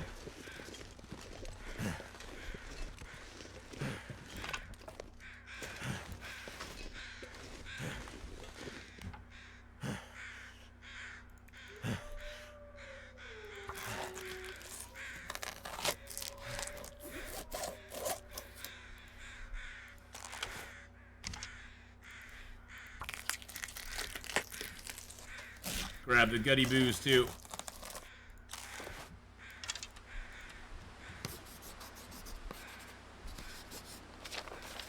Oh yeah, see, that's got all of that. So there is a corpse with a backpack right up here. Maybe this is the one. Maybe this is the one they were talking about. This might be it. I never go back up in this area, to be honest. Is that a snow shelter? Okay. An interesting choice.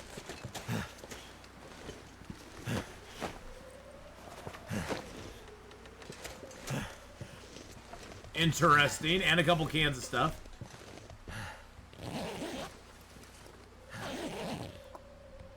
And a can. And a stick. We're right up here. We're right up here by that. That actually uncovered a lot. There's a supply cache up there. I didn't even know about that supply cache up there. Interesting. The body here, I think we already did that one. There's a backpack there.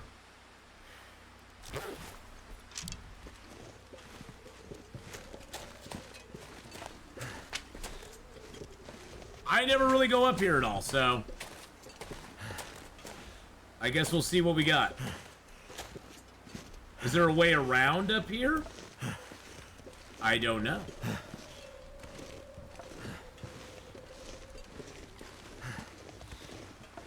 The problem with this area up here, there's not really for normal survival mode, there's not really a reason generally to come up in this area. Because there's generally not really anything up here.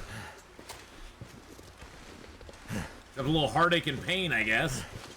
We're traveling over this hill. There's some maple over there.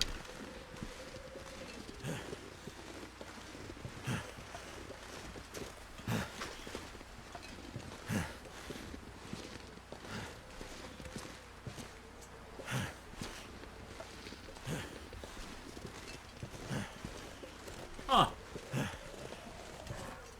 I need to lay down. Yeah, probably, but suck it up, Buttercup. Here, you know what, buddy? Oh, do you not have any pies left? You don't have any pies left, do you? Okay, well, never mind. All that's up here is broken ankles, yeah. Ain't that the truth?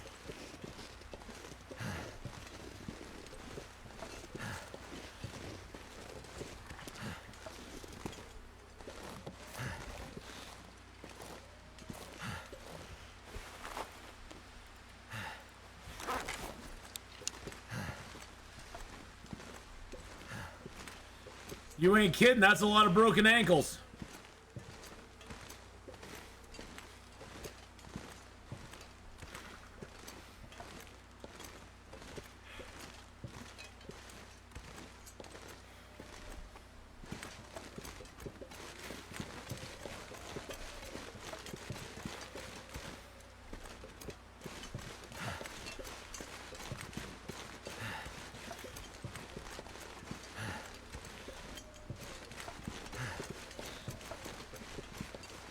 Interesting.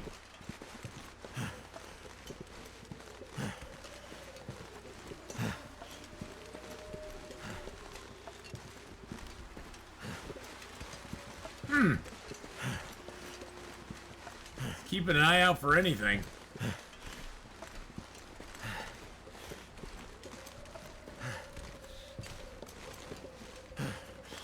Kind of cool not knowing where you're at.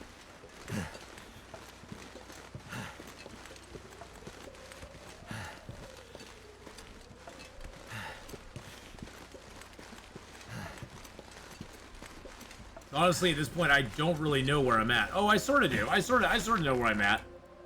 Okay, I kind of know where I'm at now. Okay. Wow, it took me a second because the the trailers are there.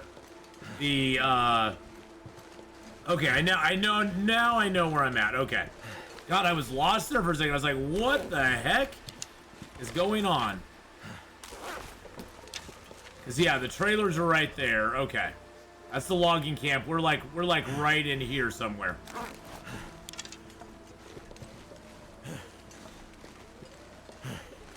Wow.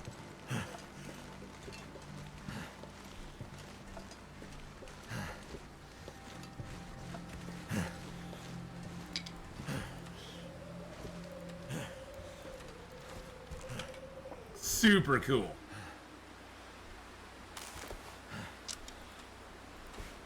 Drink a couple coffees.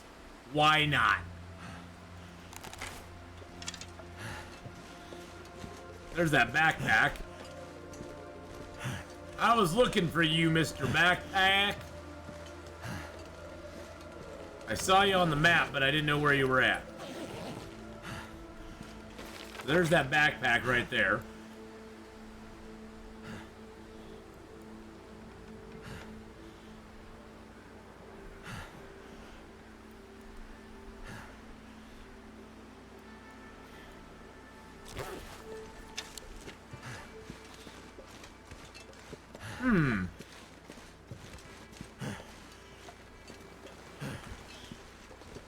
At least it's not cold. We're maintaining the positive 1 degree right now. Actually, we could probably up that a little bit. Positive 3 degrees. Ah. Okay, well, the hunt for the Polaroid continues. I like how it says a body northeast of the logging camp. Okay, well, what direction is northeast? I know you can drop a stick. I believe you can drop a stick. And I think the stick points north. So, is it north that way? So that would be north. That'd be east, I guess. If I don't rest soon, I'm gonna faint. Who knows?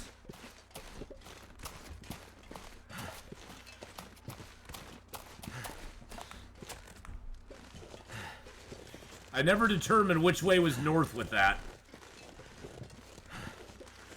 Like, what is really north on that stick? 'Cause I guess the stick dropping, you can do that to find northeast, south, and west, so. Well, this is west. I think we're heading west right now. Because it's never eat shredded wheat. That's how you know it's northeast, southwest. Or never eat soggy Wheaties.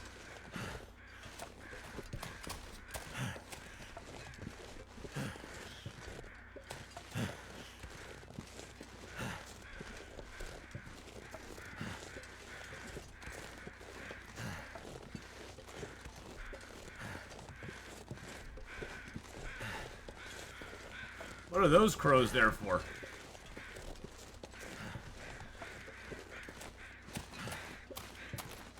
Oh, they're for this body.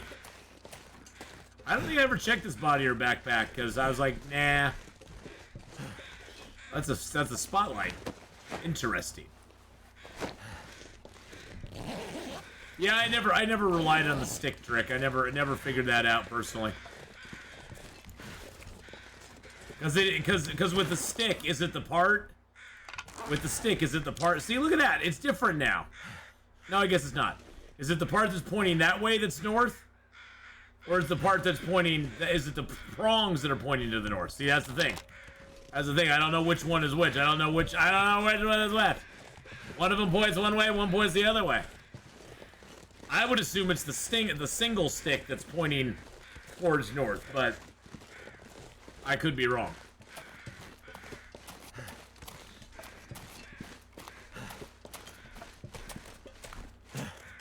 The one point is to the north. There we go. Yeah, new chat window. Chat's smart. They know their stuff.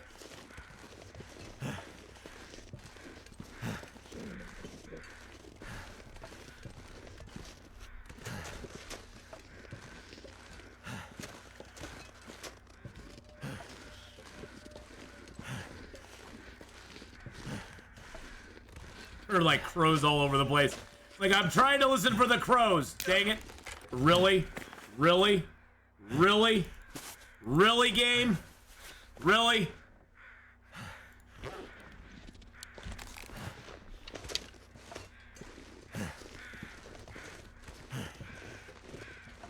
Hey, you're just a deer.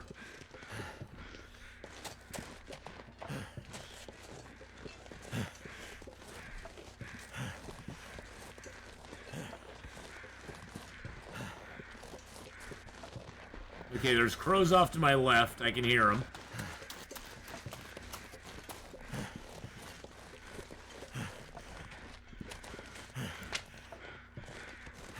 Crow's right in front of me. That's the bear. There's the bear right there.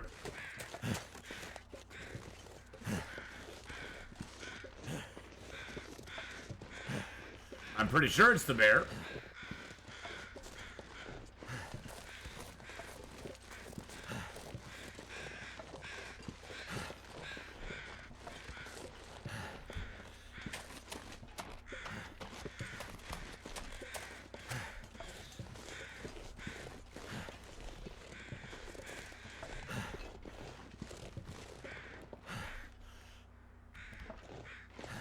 Am I just smoking dope?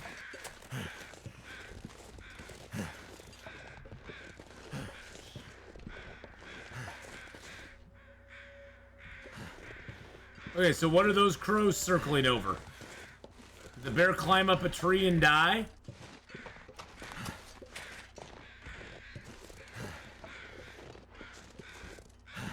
I'm so confused. He's always on the side of the hill?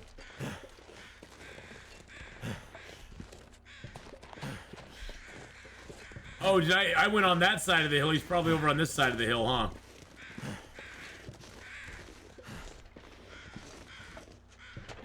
Wow.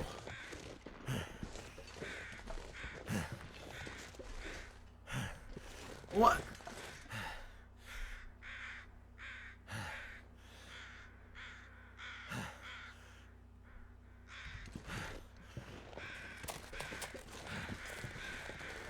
I'm too tired to deal with this.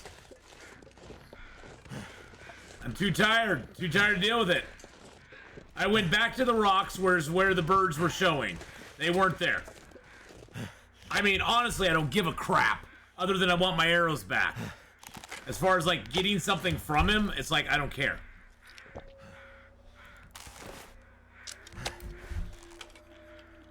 I just want my arrows back. It's like, what in the absolute blankety bloopity blue is going on?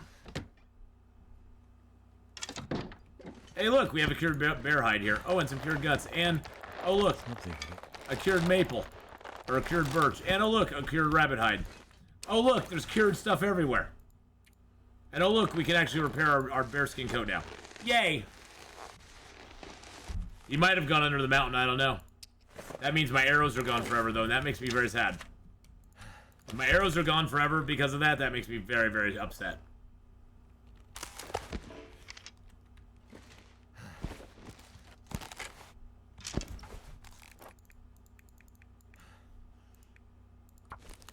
Make me very sad, man.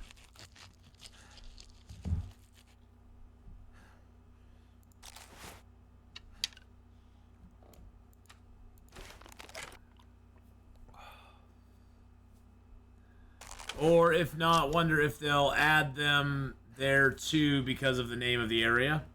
I don't think Timberwolves are ever going to become the Timberwolf Mountain. No. The problem with Timberwolves are a blight on Long Dark to begin with, in my opinion. They don't function properly. The AI needs to be majorly reworked.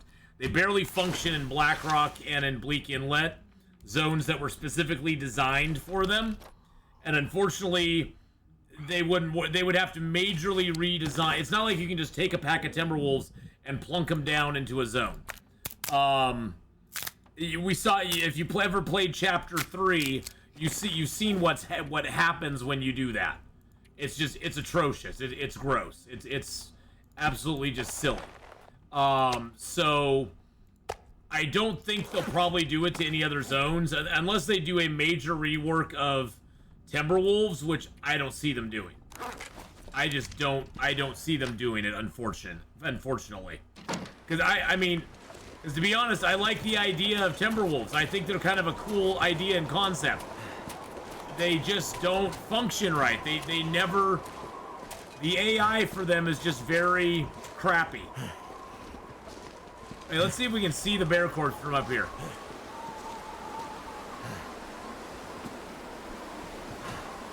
And to get him into Timberwolf Mountain would take some major restructuring of code, unfortunately.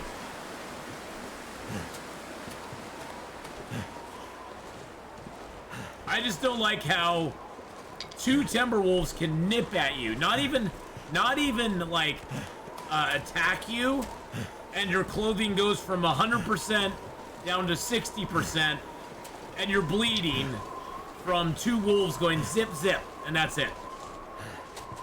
It's just like, really? They barely, it's almost like a no contact sport. What's going on?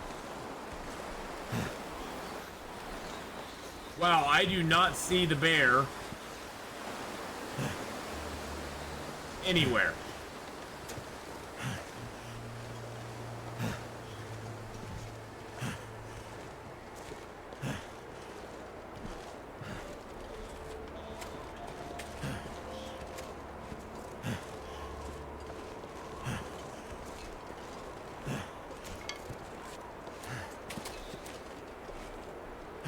I could do a map, but it'd be better. But unfortunately, unless I can physically see him, unless he's physically in front of me, the map won't show him. I would have to be able to already see him.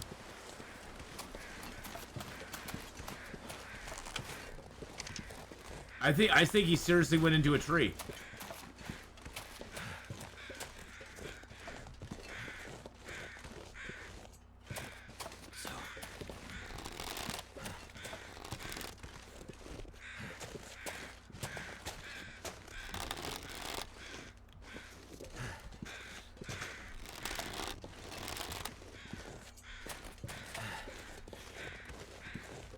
I think he died in a tree or something. So I'm kind of looking around the base of this. See, now the crows are over there. Now the crows look like they're over here. See, look, they look like they're right above this tree here, right?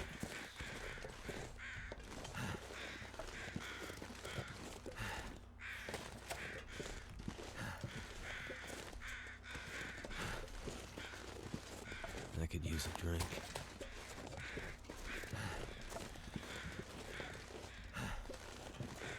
Oh, it won't show him. I'm 99.9% sure it won't show him. Nah.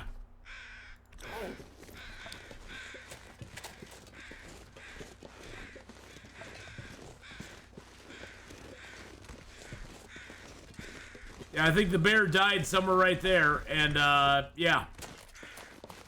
I think the bear died somewhere right there. That is fabulous news.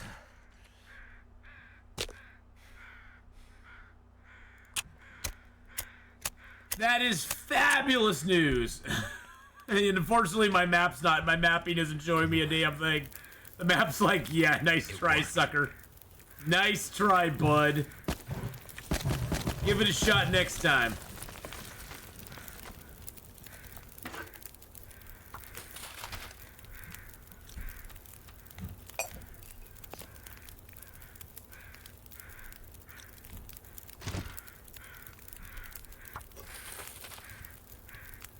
I guess I can eat. I guess I can eat. Yeah, it sucks because I didn't need him for the food. I mean, I just wanted to get my arrows back. Now I'm down 3 arrows because of one freaking bear.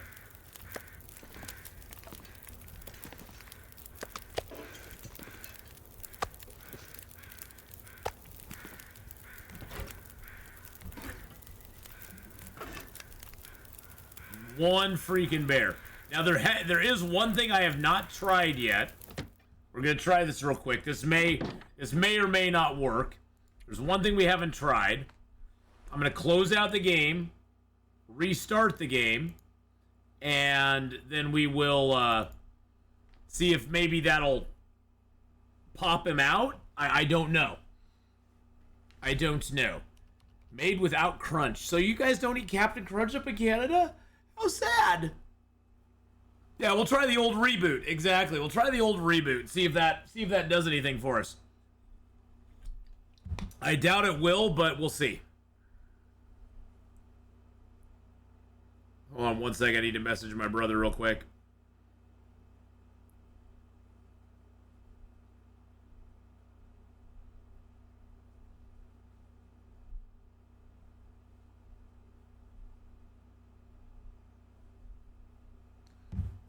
Hey, Dubes, how you doing? We're doing the old reboot try to see if we can get that bear to glitch out and come to where we want him. All right, enough of that. All that stuff and things. We'll see if it... I doubt it's gonna work. I mean, I seriously doubt it's gonna work, but at least we can try it.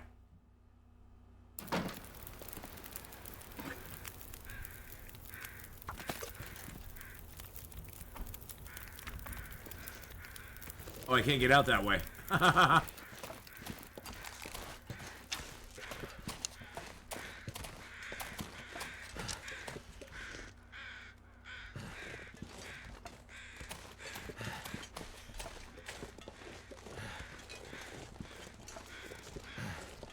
mean, we are literally standing right underneath them.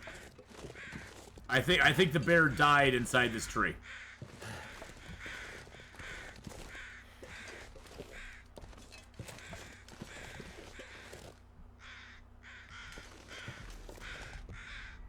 Or he died up on the tree.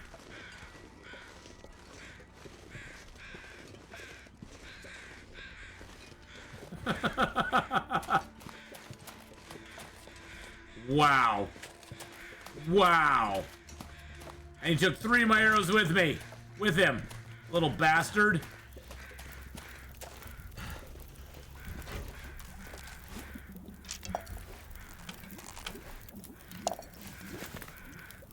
Took my arrows with him, the little jerk.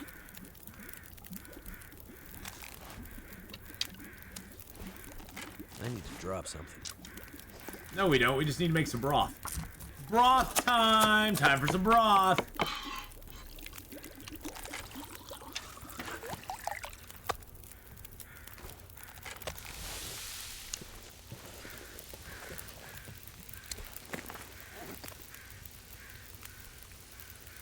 Yeah, I don't have any mill flour left, so we are just not even going to worry about that.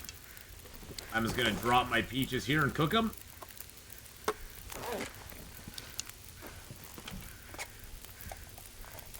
Yeah, we need a lost and found box for the bear. Could I get my bear back in a lost and found box, please? That'd be really appreciated. He wanted to see if he could beat the number of arrows. Well, he succeeded, Faith. He succeeded. I lost more arrows to him than I've lost to anything else in this game at this point. in a single go, anyway.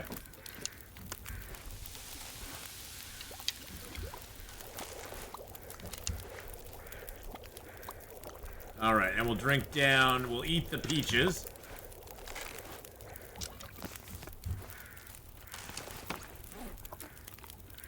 Yum, yum.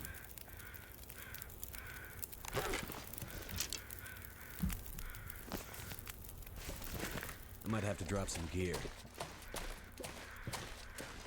Well, that's mildly annoying.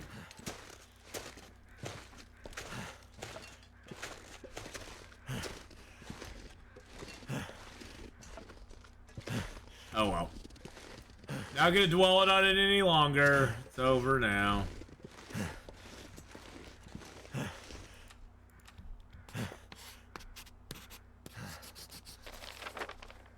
Alright, there's all that. Let's go up to the top of the lookout tower. Get a nice view from up there if we can.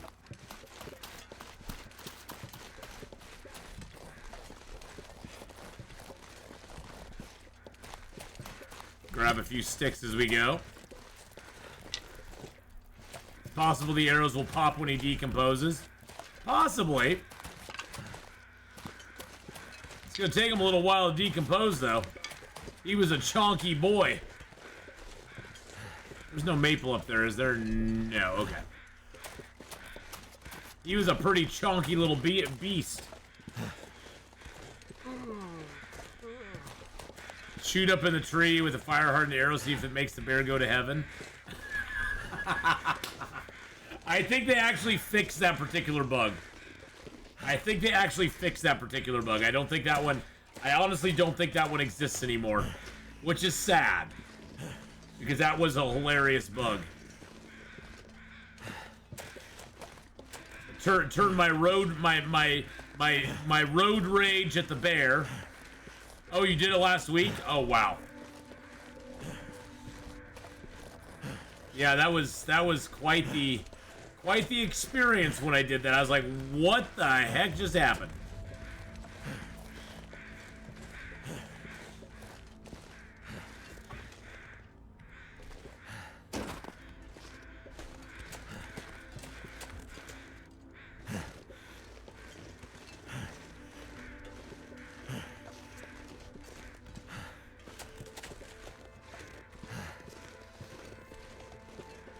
I'm just trying to get some nice maps in here.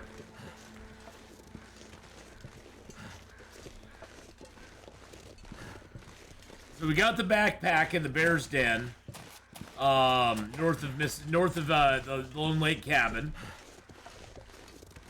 The body northwest of Clearcut, there wasn't one. Body northeast of the logging camp, we haven't checked. So that one we will need to go up and check. But I don't think there's one up there. Because this is north. Northeast would be this way. And I don't see a body on the map. And this thing, this did kind of map out this whole thing here. So I don't think it's there. Now there is supposedly one. Stairs leading up to this destroyed lookout. So I'm pretty sure I didn't see a... I'm pretty sure I did not see a Polaroid, but I wasn't really looking for it either.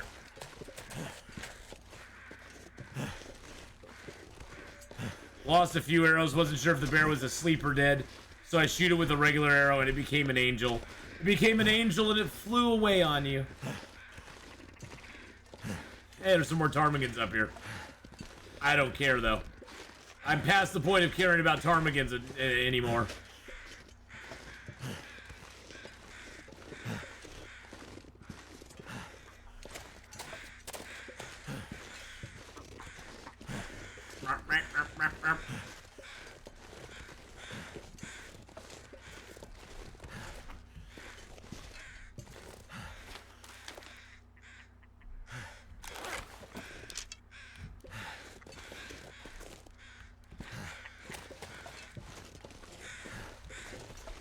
Okay, the stairs leading up here.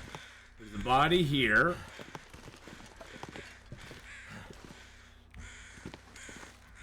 Unless I'm missing it, I don't... Oh, there it is! It was right there. Well, I'm glad we came back up here. That was worth it. Worth it. Yeah, I just walked by it again. Don't worry about it. I just, you know, we walk by things sometimes. We walk by things sometimes. That's just the way life goes some days.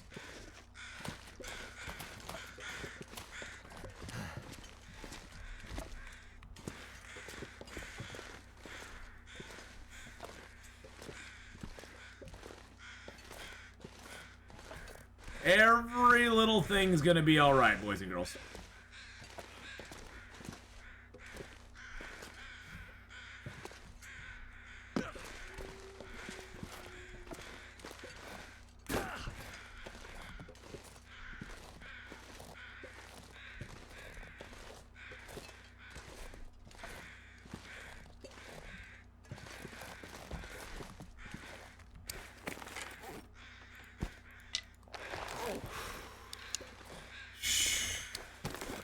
Gives me the big sigh. Oh, God, Atheenon. You keep pushing me through the woods so much. Tough. Suck it up, Buttercup. Yeah, that's what you get. You get a sprained ankle. You complain, the sprain comes in. Okay, I got nothing stinky on me at the moment.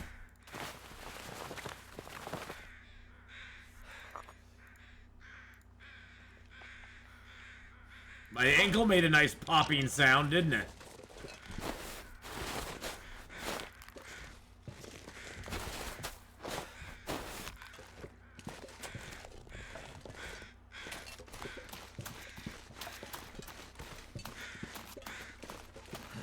Hey, there's some feathers. I don't think we need any more feathers, but hey, they're feathers. And they're on the ground. They're free to pick up. You just do it. What sounds like a baby but looks like a baboon. Atheenon. I don't know. That was just my guess off the top of my head. Oh, jeez Louise. Big Willie? Who's Big Willie? I don't know what a Big Willie is. Heyo! I mean, I know what a Big Willie is. I don't. Hey, there's no good way to dig myself out of that hole. Never mind.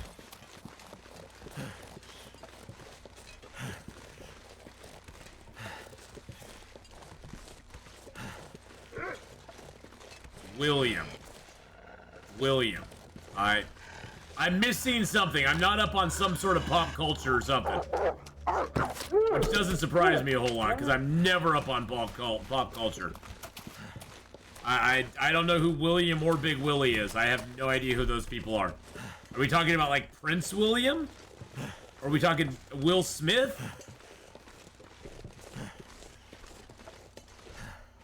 Will McKenzie? Oh, Will McKenzie! I'm just trying to come up with people whose name is Will. Okay, I wasn't going as basic as just going it was Will McKenzie. I thought it was some other meta reference that I was just completely missing. I was racking my brain. I was like, Will Smith, Prince William, I feel so tired. William II, yeah, I was completely off the rails there. I know. Hey, I'm 53. I'm not that smart, okay? Just give me a break, okay? My brain works slower now. I gotta get that lubricant going on in the brain.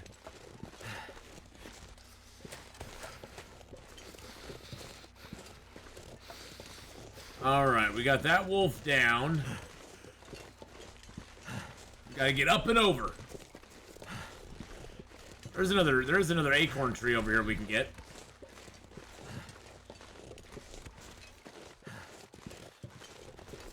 I probably should turn the AC off. That's what's making me. I like it a little chilly though. I hate the cold. I hate the heat. I would rather it be too chilly than too warm. Yeah, I had breakfast today already. And I'm gonna grab a little. I'm gonna treat myself today, Faith, and go get myself a little to-go food when I go out. I'm gonna stop and get myself a little. I think I'm gonna get myself a McDouble with no pickles, mac sauce, add mac sauce. Yeah, that's how I roll. No pickles, add the mac sauce.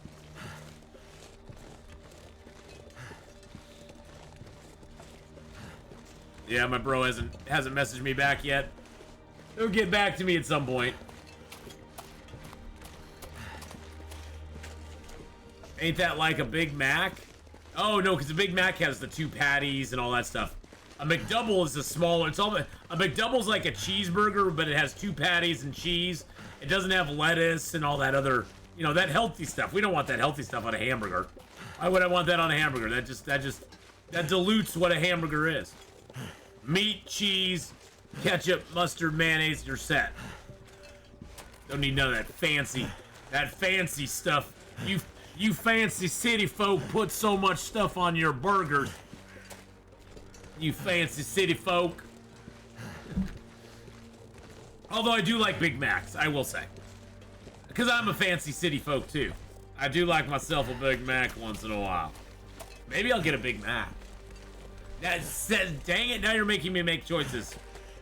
Now I'm having to rethink my life philosophy here. Big Mac or McDouble? I guess I could look and see what they have on the app as a special today. They have specials on their app that you can get, like, you can get deals. You know, I never liked their filet of fish. I don't know what it is. I don't know what it is about their filet of fish. I was never a big fan. Never a big fan. Okay, so the deal, free quarter pounder with cheese when you buy a Big Mac, a 10-piece chicken nugget. Oh, so no, I'm not gonna buy. I don't need that much food. I could get 20% off any purchase $5 or more, which isn't gonna be that hard to do. That's not too bad of a deal. That one I could always do. $2 off a medium or large McCafe. Those are just, I don't want one of those. Those things are gross.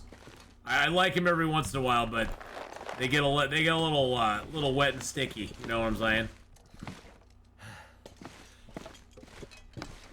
I don't have a Chick-fil-A nearby, so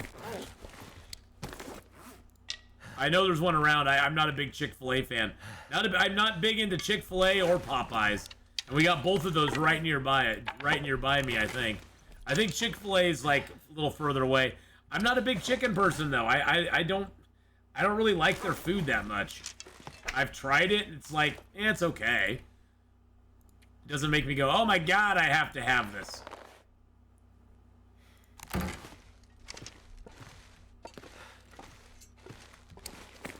I think much like White Castle, it's way overhyped.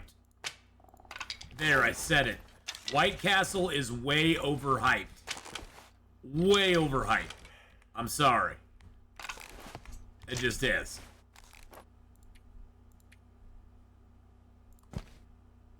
Let's grab one out of there. Now, if you like White Castle, good. Good for you. Good for you. But I think White Castle is way overhyped. I honestly would rather go to Taco Bell any day of the week.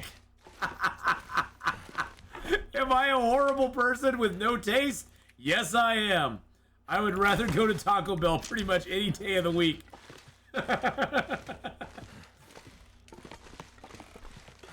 I like Taco Bell. I really like Taco Bell. I don't know. I mean, I just get like soft tacos. It's not like I get anything fancy. Let's get a couple soft tacos.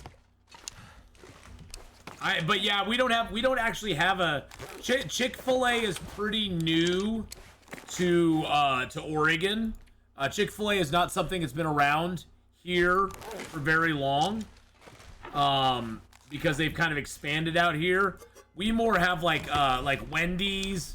Wendy's is kind of a local one here.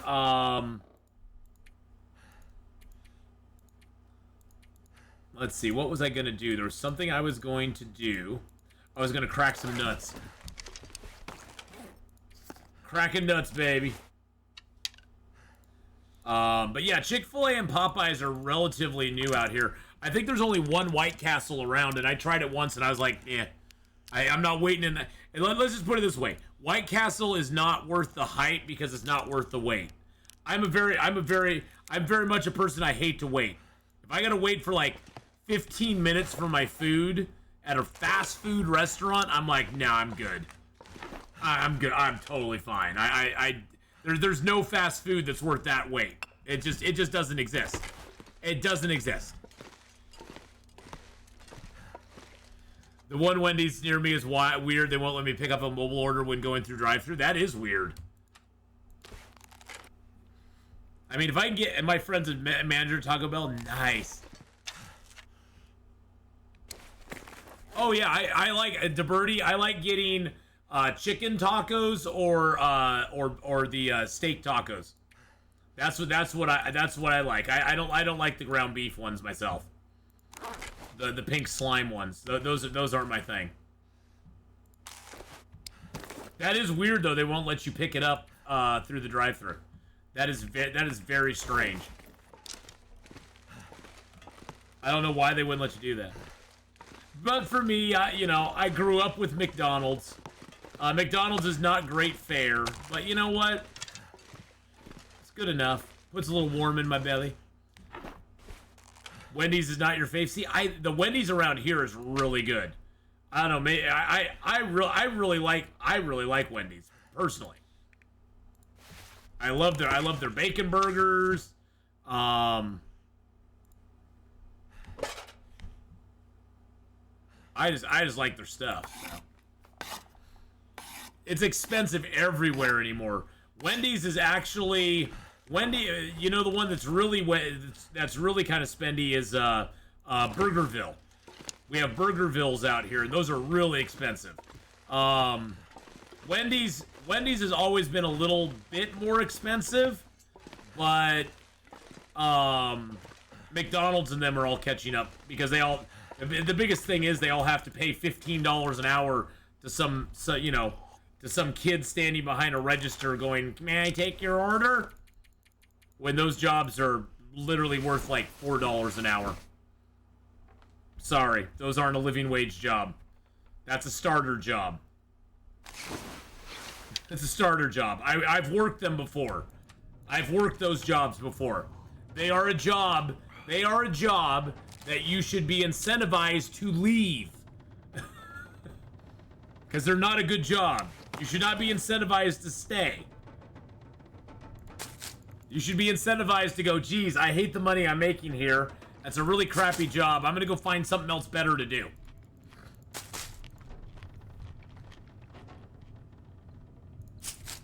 Because yeah, I worked at Burger King was one of my first jobs I ever had.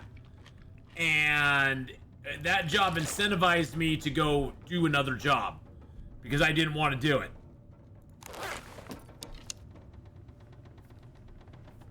Well, unless you're, of course they have to have management, and management will always get paid more. But the guy standing behind the register, that should be, you know, or making the food, that should be like a temporary situation. That should be like a temporary situation. You should be trying to get out of that because it's not a path really to any sort of career or anywhere. You know, there's lots better things you can do. Let's just put it that way. And I like that I got paid very little at McDonald's or at Burgerville or Burger King. Yeah, can't even get my words out because it incentivized me to go get skills and get another job elsewhere. Yeah, it really did. Where are we at? Moving? Oh, we're only 25 days in. We're halfway through Mystery Lake now. We're halfway through. Oh, we're halfway there. We're living on a prayer, Nana. How you doing, Nana? Good morning.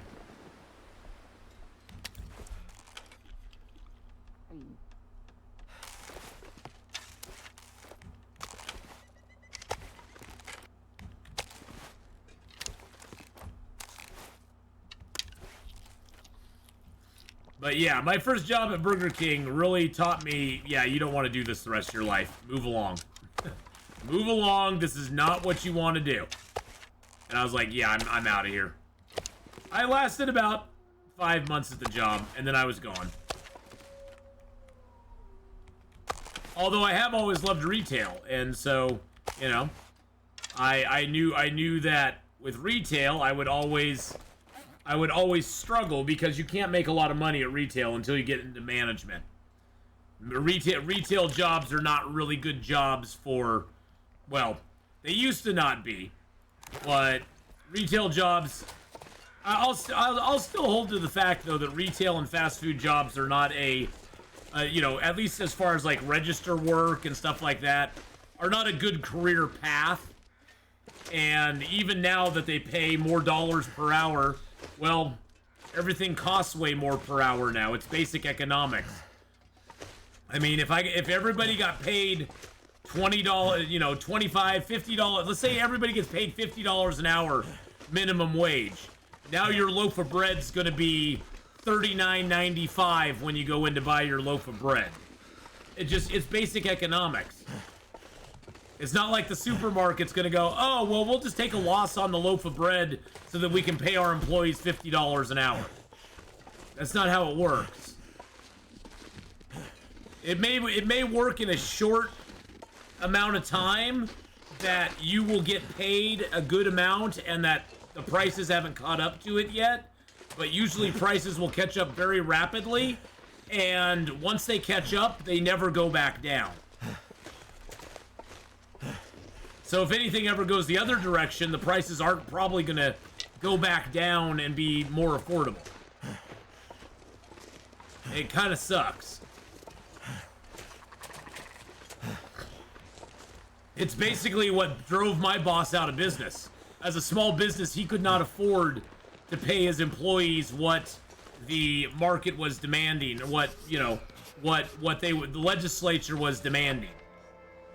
Because the legislature was demanding we bring everybody up to $15 an hour for running a register at Tobacco Town. $15 an hour. I'm sorry, there was nobody in there running a register that was worth $15 an hour. Nobody. Not a single soul. And unfortunately, with the tobacco market, it's so competitive that profit margins are very, very slim. And unless you can do the bulk, unless you can do like bulk, like lots of business, damn you, give me my flare shells. You have to basically do volume to make up for the low profit margins. And at the same time that the government's declaring that we have to pay everybody at $15 an hour, they are also putting more restrictions and they're basically de-incentivizing people to smoke, which is fine. I don't think smoking's a healthy activity, but you know, it's one of those dichotomies where they were driving our business down as far as volume, but demanding us to pay more to our employees at the same time. Which basically my boss was just like, okay, I'm done. Which I don't blame him at all. I would have been outie too. It's an unsustainable business model, which kind of sucked, but it is what it is. Hey, it allowed me to start streaming full time, which I'm super thrilled about. Now let's see, how did our mapping do there? Oh, oh yeah, look at that. Oh, that's beautiful. Beautiful. Now we just got to go map up over here. Got to map up over there. Oh, I should have mapped when I was on top there. That's sucky. Is it possible to play a vegetarian run with acorns and flour in the game? Not if you're playing on Interloper. I mean, you could do a vegetarian run if you allow yourself tomato soup and stuff. It's gonna be pretty, I mean, with cattails in the game, it's not super hard to do it. I mean, I did a 100-day vegetarian run, and it was a pain in the ass to do, but it is doable. And now with acorns in the game, it probably would be a lot easier. Because now you have more options for the vegetarian part.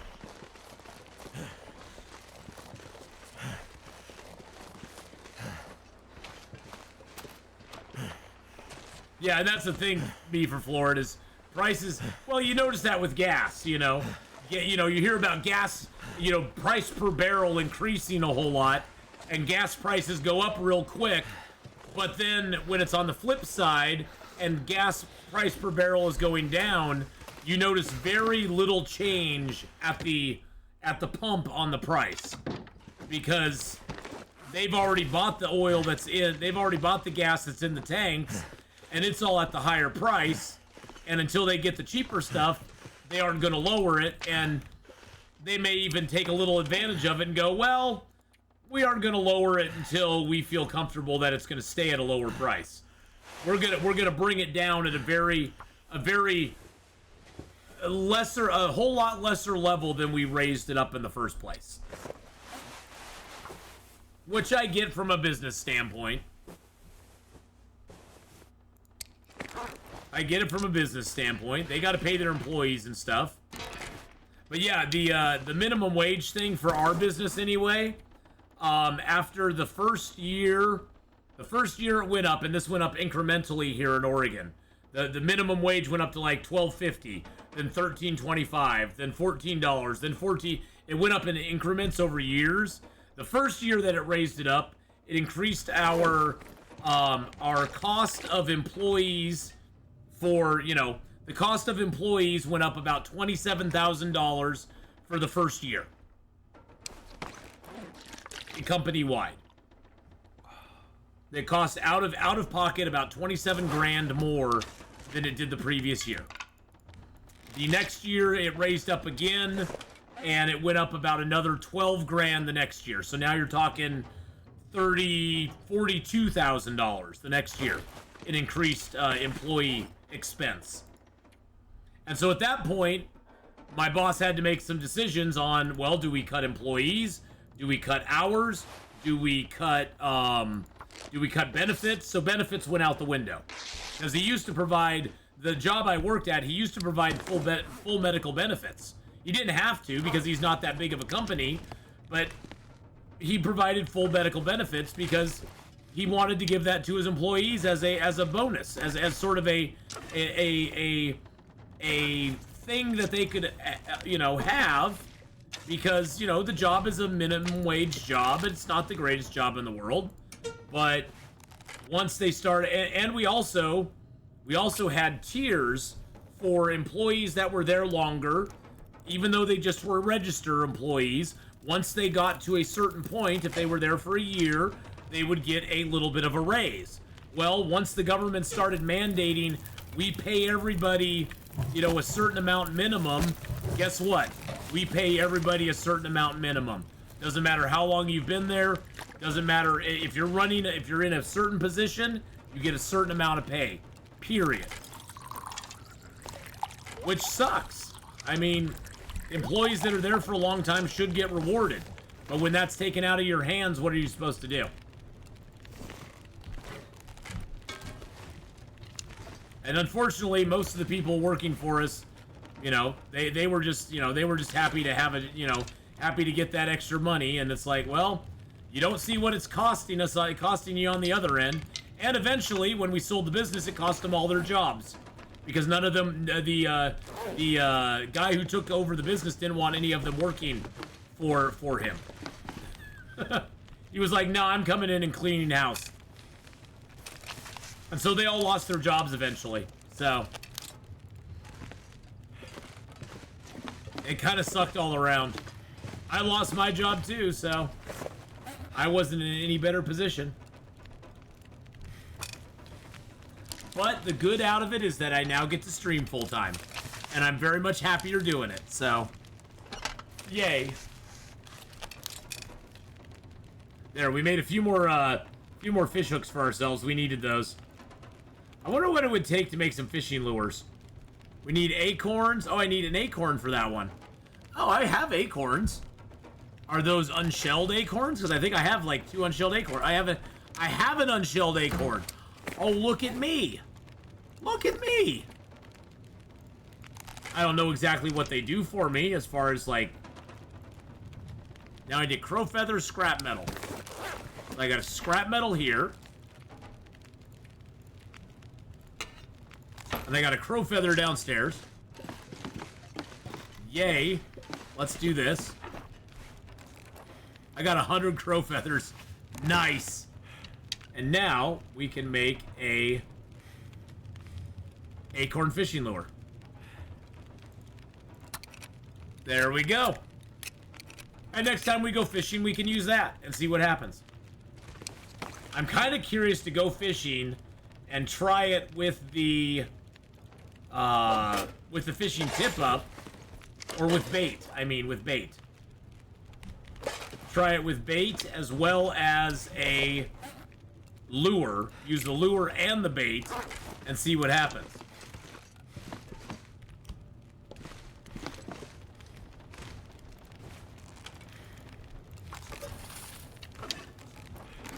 Might as well make a little water since I got a fire going here. And it doesn't sound like the storm's dying down out there at all. Thanks a lot, Mr. Storm.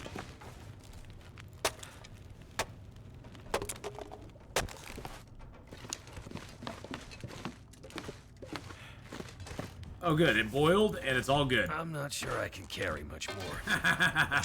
Oh, Will, you Josher, you. See, if you look at everything Will says as an ironic statement instead of actually like a factual statement, you can just go, "Oh, Will, you silly goose, you silly Willy." I have 2 bedrolls here. I have 2 improvised bedrolls.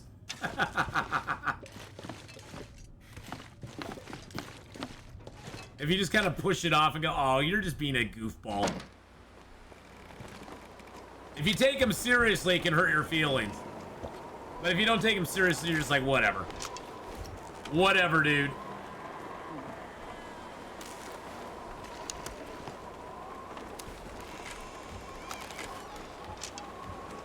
I do want to finish up this frontier hunting guide before we leave this place.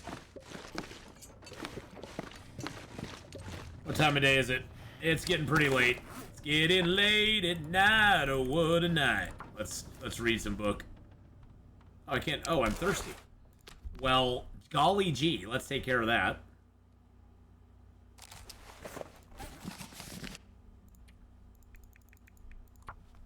We'll read until it's dark. There we go. And then we're going to sharpen up our axe. Our bow is finally getting down to pretty low condition.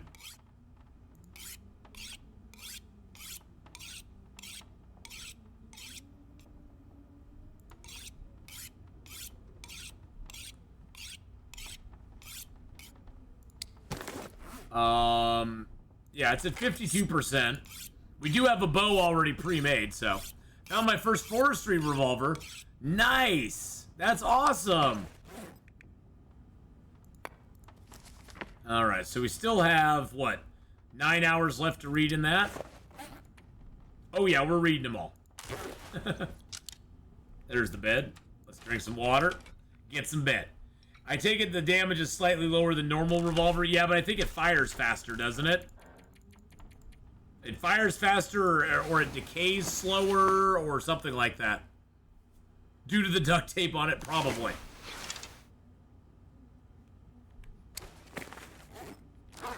Alright, let's get a little more drinkity-boo. I'm gonna heat down my cattails. Why not?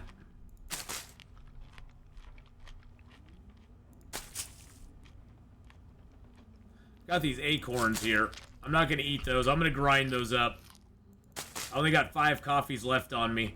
And chances of finding coffee in good shape after this long is probably going to be pretty slim.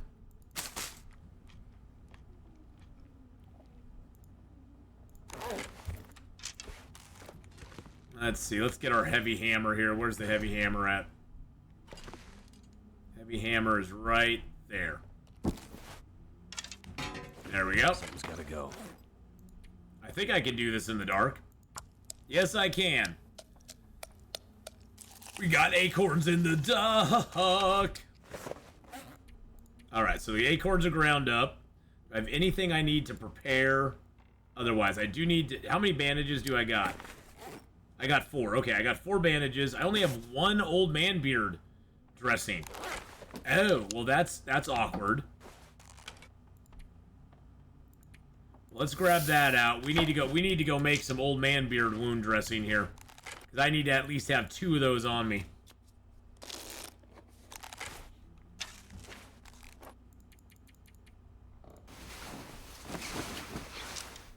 Yeah, they give you a lot of condition recovery, but they're kind of hard to make. That's the thing. They're kind of hard to make, and they're kind of hard to carry around with you. Because they smell. I don't like carrying a lot of stuff with me that smells all the time. And then they go down in quality, and they smell even more. That's my biggest problem with most of the cooking recipes, is that the condition on them goes down really quick, and most of them smell. I'm gonna take like 10 of those with me. I'm gonna leave my acorn grounds here. But other than that, I mean, it's fun. It's fun that we have them. Well, most items in the game, all the meat stuff, like meat, the lower condition it gets, the worse it smells. And it draws animals from a lot further away. And so the worse condition it gets, the worse off you're gonna be.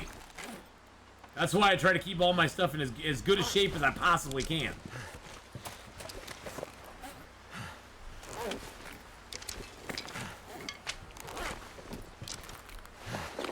At least that's what I've found, Monado Blade. I've tried it out where I've like got a fresh piece of cooked meat and I have a rotten piece of meat, and if I pick up, it's sort of like carrying a fresh gut or a fresh raw piece of meat versus a cooked piece of meat. They both have stink to them, but it seems like the raw or low condition meat has a worse stink than the like really good condition cooked meat does. And they both have smell, don't get me wrong. But I've tried it before where I'll pick up a piece of stinky meat and I'll bring the stinky and the fresh meat over to where a wolf can smell me, drop both of them, and then I pick up the stinky meat. He immediately starts coming back to me. And then I drop that. I pick up the like fresher meat, and he's like, nah, he doesn't care. I wish the stink meter worked at all. The smell meter barely works as it is, and it kind of sucks.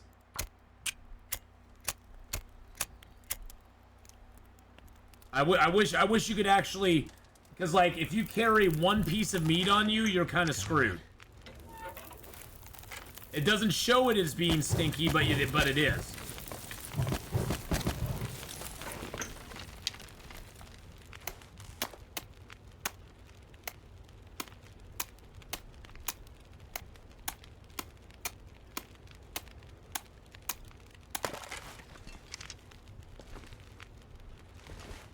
Alright, let's put the lure on. Fish for a couple hours.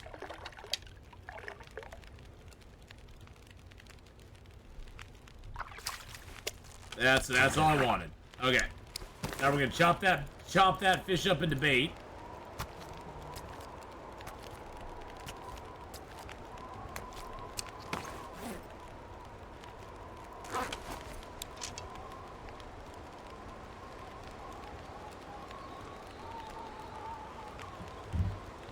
Alright, so now we're gonna do some fishing here. And I don't know if this is gonna help us or not. We're gonna use the lure and bait and fish for 6 hours. I'm just curious to see what happens.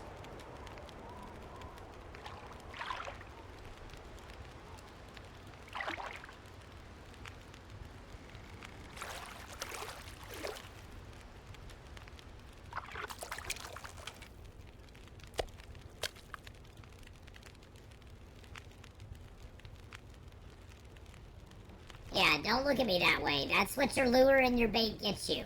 You get me, a fresh goldeneye. That's it. Look at me. I'm huge. I'm great. I'm an amazing fish.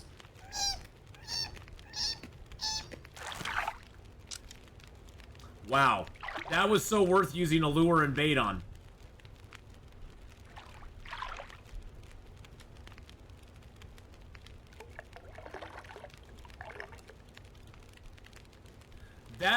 That is why fishing on Interloper is absolute crap. I fished for 6 hours with lure, with bait, and I have fishing level 4. Almost level 5.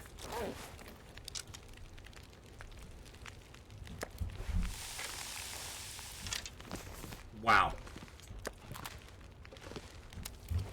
That's why fishing is just such a waste of time on Interloper. It's only good for getting the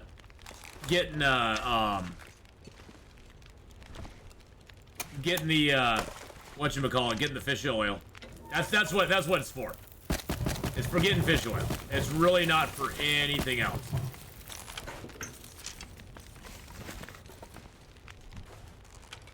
All right, let's try it again.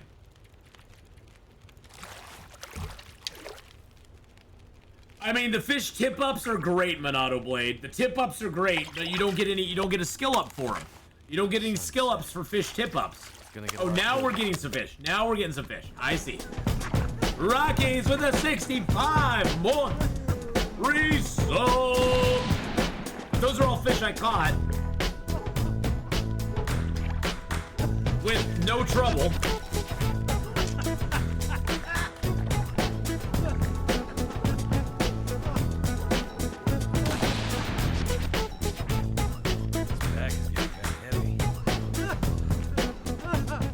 Thank you, Rockies, for that beautiful re-Subaru there. Just appreciate that very much. Months.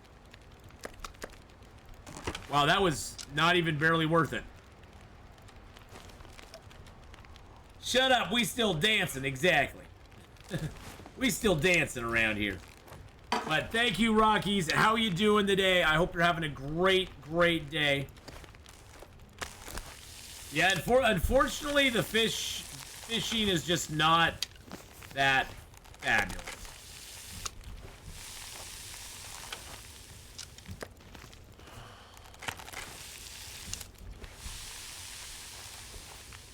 The fishing tip-ups, though, are a great addition to the game. I will grant you that. The tip-ups are really super nice. Because while I'm fishing there, see, I could have had a tip-up outside the hut getting fish as well. So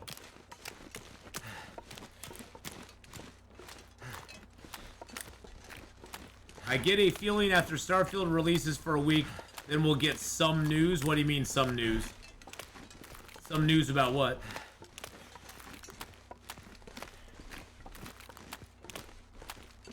I was just hoping part 4 includes what I believe is the roadmap. I think Monado Blade, they are going to be very tight-lipped about anything going forward with Long Dark. They have learned now that saying less is better than saying more, because people are just dipshits. I mean, that's what it comes down to. Find a place to rest. They basically harassed Hinterland enough that Hinterland's like, fine, we just aren't going to say anything that's coming up because we don't want the flack. We're going to work on what we're going to work on, and when we're ready to put it out, we'll let you know, and we'll get it out for you. And it bothers me because it's just like, I thought better of the Long Dark community than that, but I will admit it kind of disappointed me a little bit. It really kind of disappointed me a bit because so far Hinterland has never like not fulfilled what they've said they're gonna do. They're not, but they have never been timely.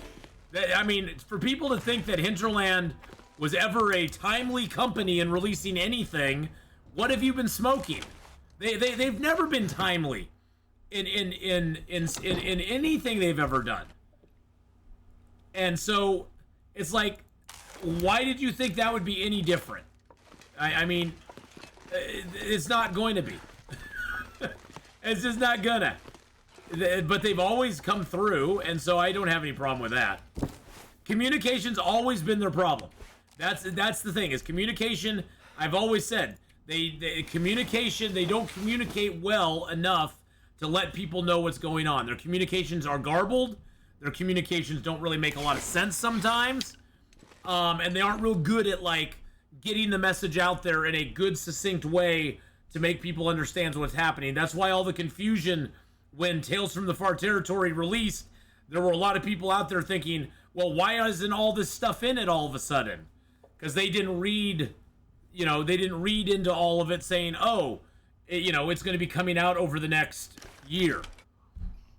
You know, it was just very confusing for a lot of people, and they, you know, they got upset about it. It's like, okay, whatever.